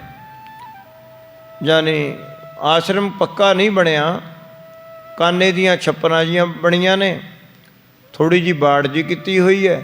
ਇਸ ਪ੍ਰਕਾਰ ਸਾਧੂਆਂ ਦਾ ਇੱਕ ਆਸ਼ਰਮ ਹੈ। ਜਹਤ ਪੀ ਸੀਸ ਤਬ ਤਾਪ ਹੈ ਭਾਰੀ। ਭਾਈ ਬਾਲਾ ਜੀ ਕਹਿੰਦੇ ਮੈਂ ਵੀ ਮਹਾਰਾਜ ਦੇ ਨਾਲ ਪਿੱਛੇ ਪਿੱਛੇ ਤੁਰ ਪਿਆ। ਮੈਂ ਅੱਗੇ ਜਾ ਕੇ ਕੀ ਦੇਖਦਾ ਕਿ ਉੱਥੇ ਬਹੁਤ ਸਾਧੂ ਸੰਤ ਮਹਾਤਮਾ ਹਨ ਔਰ ਤਪੱਸਿਆ ਕਰ ਰਹੇ ਹਨ।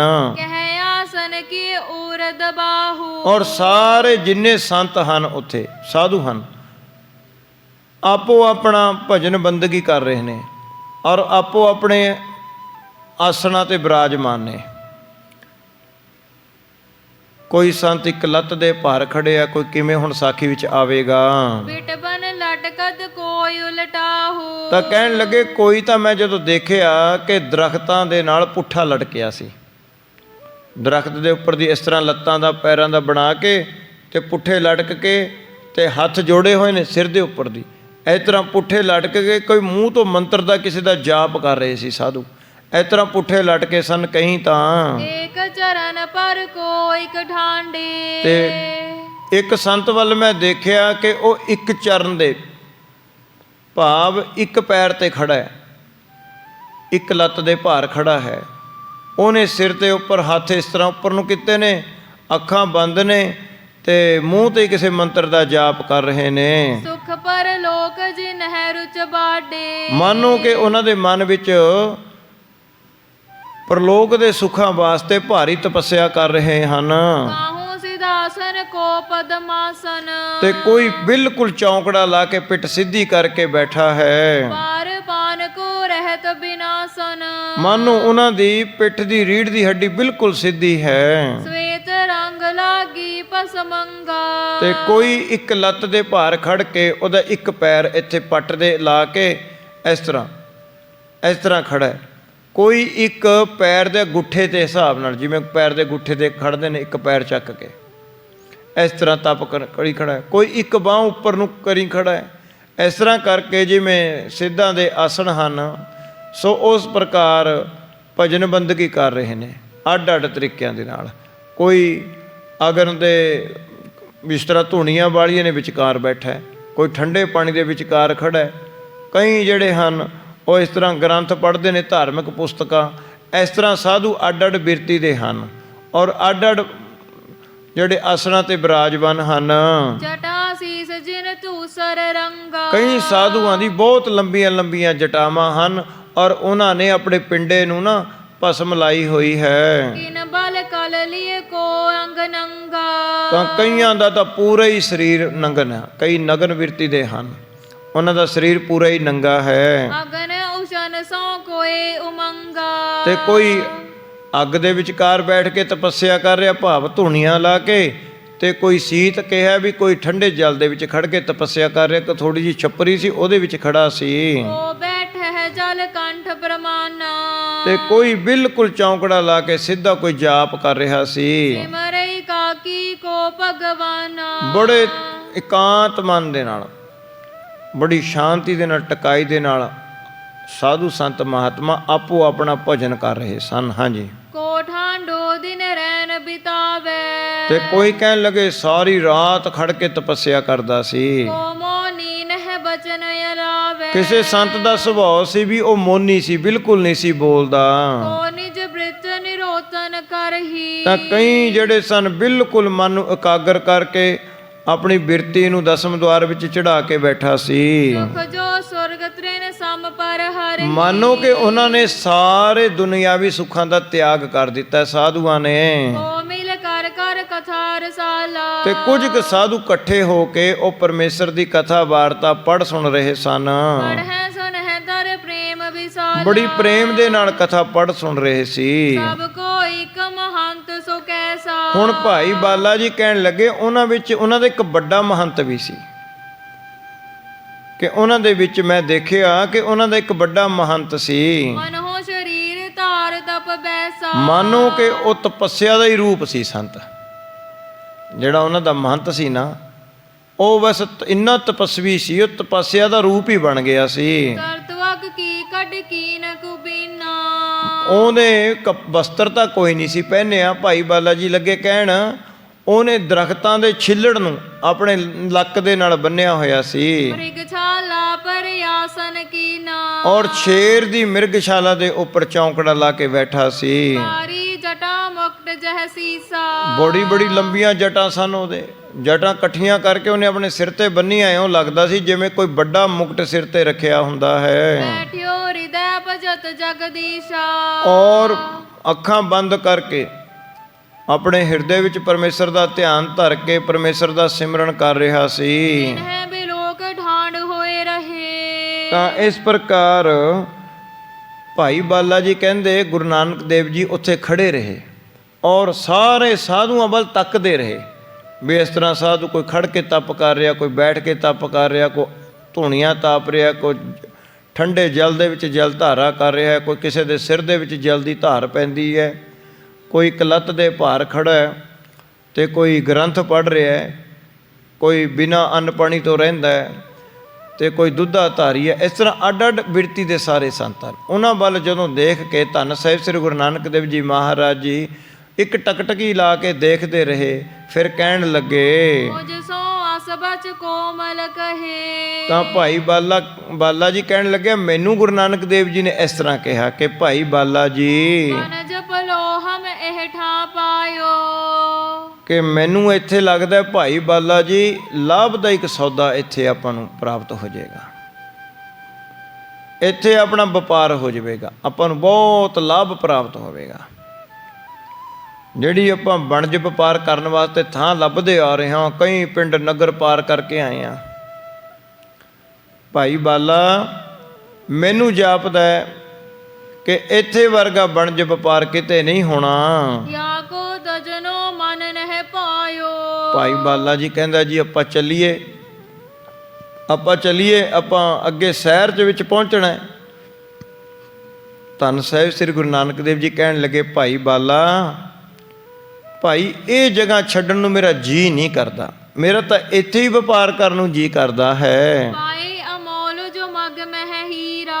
ਤਾਂ ਕਹਿਣ ਲੱਗੇ ਭਾਈ ਬਾਲਾ ਜੀ ਗੱਲ ਸੁਣੋ, ਜੇਕਰ ਕਿਸੇ ਨੂੰ ਬਹੁਤ ਬੇਸ਼ੁਮਾਰ ਕੀਮਤੀ ਹੀਰਾ ਪ੍ਰਾਪਤ ਹੁੰਦਾ ਹੋਵੇ, ਫਟਕ ਨ ਬਨ ਜਹ ਜੇ ਮਦ ਤੀਰਾ। ਉਹ ਹੀਰਿਆਂ ਦਾ ਵਪਾਰ ਛੱਡ ਕੇ ਜਾ ਕੇ ਕੋਈ ਸਿੱਸੇ ਦਾ ਵਪਾਰ ਕਰੇ, ਉਹਨੂੰ ਸਿਆਣਾ ਕੌਣ ਕਹੂਗਾ?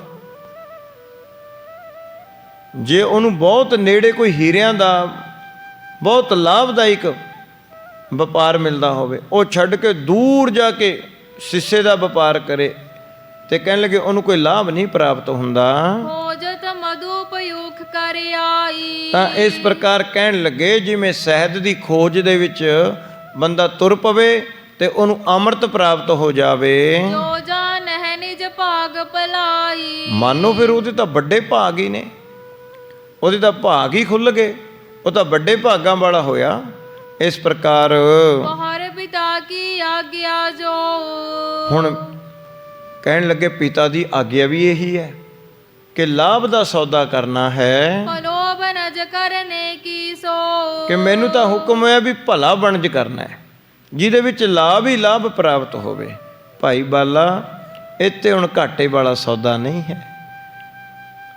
ਯਾਨੀ ਉਹ ਆ ਗਈ ਗੱਲ ਜਦੋਂ ਮਹਾਰਾਜ ਜੀ ਨੇ ਪਿੱਛੇ ਵਿਅੰਗ ਵਚਨ ਕਰਦੇ, ਪਿਤਾ ਜੀ ਹੁਣ ਐਸਾ ਸੌਦਾ ਕਰਾਂਗੇ ਕਿ ਲਾਭ ਹੀ ਲਾਭ ਹੋਵੇਗਾ। ਪਿਤਾ ਜੀ ਹੁਣ ਘਾਟੇ ਦਾ ਸੌਦਾ ਨਹੀਂ ਕੋਈ ਕਰਦੇ, ਘਾਟਾ ਨਹੀਂ ਹੁਣ ਪੈਣ ਦਿੰਦੇ, ਬੇਫਿਕਰ ਹੋ ਜਾਇਓ। ਇਸ ਤਰ੍ਹਾਂ ਕਹਿਣ ਲੱਗੇ ਭਾਈ ਬਾਲਾ ਬਹੁਤ ਲਾਭ ਦਾ ਸੌਦਾ ਹੈ, ਜਾਂ ਤੇ ਬਨਜ ਲਾਭ ਦਾ ਔਰ ਨਾ। ਇਹ ਤੋਂ ਇਲਾਵਾ ਹੋਰ ਕੋਈ ਮੈਨੂੰ ਨਹੀਂ ਲੱਗਦਾ ਵੀ ਆਪਾਂ ਨੂੰ ਕਿਤੇ ਲਾਭ ਪ੍ਰਾਪਤ ਹੋਵੇਗਾ।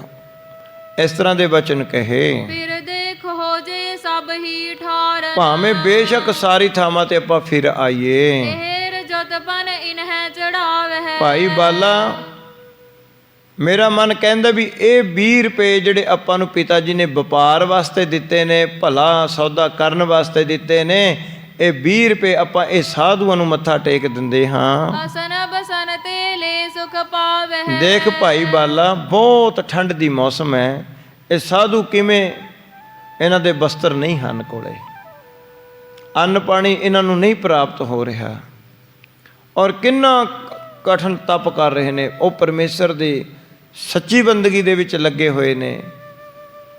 ਤੇ ਜੇ ਇਹਨਾਂ ਨੂੰ ਕੋਈ ਪਖੰਡ ਕਰਨਾ ਹੁੰਦਾ ਜਾਂ ਦੁਨੀਆ ਮਗਰ ਲਾਣੀ ਹੁੰਦੀ ਤਾਂ ਇਹ ਕਿਸੇ ਨਗਰ ਦੇ ਵਿੱਚ ਜਾ ਕੇ ਬੈਠਦੇ, ਕਿਸੇ ਸ਼ਹਿਰ ਦੇ ਕੋਲੇ ਜਾ ਕੇ ਇਹ ਦੇਖੋ ਕਿੰਨੀ ਦੂਰ ਜੰਗਲ ਦੇ ਵਿੱਚ ਇਹ ਤਪੱਸਿਆ ਕਰ ਰਹੇ ਨੇ, ਭਾਵ ਇਹ ਪਖੰਡੀ ਨਹੀਂ ਹਨ। ਇਸ ਤਰ੍ਹਾਂ ਭਾਈ ਬਾਲਾ ਜੀ ਨੂੰ ਲੱਗੇ ਕਹਿਣ, ਆਸ ਸੁਨ ਕਰ ਬਚ ਬੇਦੀ ਬਰ ਕੇ। ਤਾਂ ਹੁਣ ਮੈਂ ਤਾਂ ਭਾਈ ਬਾਲਾ ਜੀ ਲੱਗਿਆ ਕਹਿਣ ਕਿ ਮੈਂ ਜਦੋਂ ਬਚਨ ਸੁਣੇ ਮਹਾਰਾਜ ਜੀ ਦੇ, ਨਾਨਕ ਜੀ ਦੇ, ਮੈਂ ਬੋਲਿਓ ਕਾਲੂ ਦਿਸ਼ ਡਰ ਕੇ। ਮੇਰੇ ਮਨ ਵਿੱਚ ਮੈਂ ਤਾਂ ਕਾਲੂ ਜੀ ਦਾ ਡਰ ਸੀ। ਮੈਂ ਕਿਹਾ ਕਿ ਹੇ ਗੁਰੂ ਜੀ, ਹੇ ਨਾਨਕ ਜੀ, ਹੇ ਪਰਮੇਸ਼ਰ ਸਰੂਪ, ਮੈਂ ਤਾਂ ਕਾਲੂ ਜੀ ਦਾ ਬੜਾ ਕਰੜਾ ਸੁਭਾਅ ਹੈ, ਬਹੁਤ ਕਠੋਰ ਬਚਨ ਬੋਲਣਗੇ। ਉਹਨਾਂ ਨੇ ਤਾਂ ਬਾਰ-ਬਾਰ ਆਪਾਂ ਨੂੰ ਕਿਹਾ ਵੀ 20 ਰੁਪਏ ਗਵਾ ਕੇ ਨਾ ਜਿਓ, ਬਹੁਤ ਝਗੜਾ ਕਰਨਗੇ। ਤਾਂ ਇਸ ਪ੍ਰਕਾਰ ਮੈਂ ਤੁਹਾਡਾ ਵੀ ਬਚਨ ਨਹੀਂ ਮੋੜ ਸਕਦਾ। ਹੁਣ ਇੱਥੋਂ ਇਹ ਸਾਖੀ ਕੱਲ੍ਹ ਨੂੰ ਆਪਾਂ ਅੱਗੇ ਤੋਰਾਂਗੇ ਕਿ ਕਿਵੇਂ ਸਾਧੂਆਂ ਨਾਲ ਗੱਲਬਾਤ ਹੋਊਗੀ, ਕਿਵੇਂ ਭਾਈ ਬਾਲਾ ਜੀ ਯਾਨੀ ਕਿ ਅੱਗੇ ਗੱਲਬਾਤ ਮਹਾਰਾਜ ਦੇ ਬਚਨ ਕਿਵੇਂ ਅੱਗੇ ਸੌਦਾ ਕਰਨਗੇ।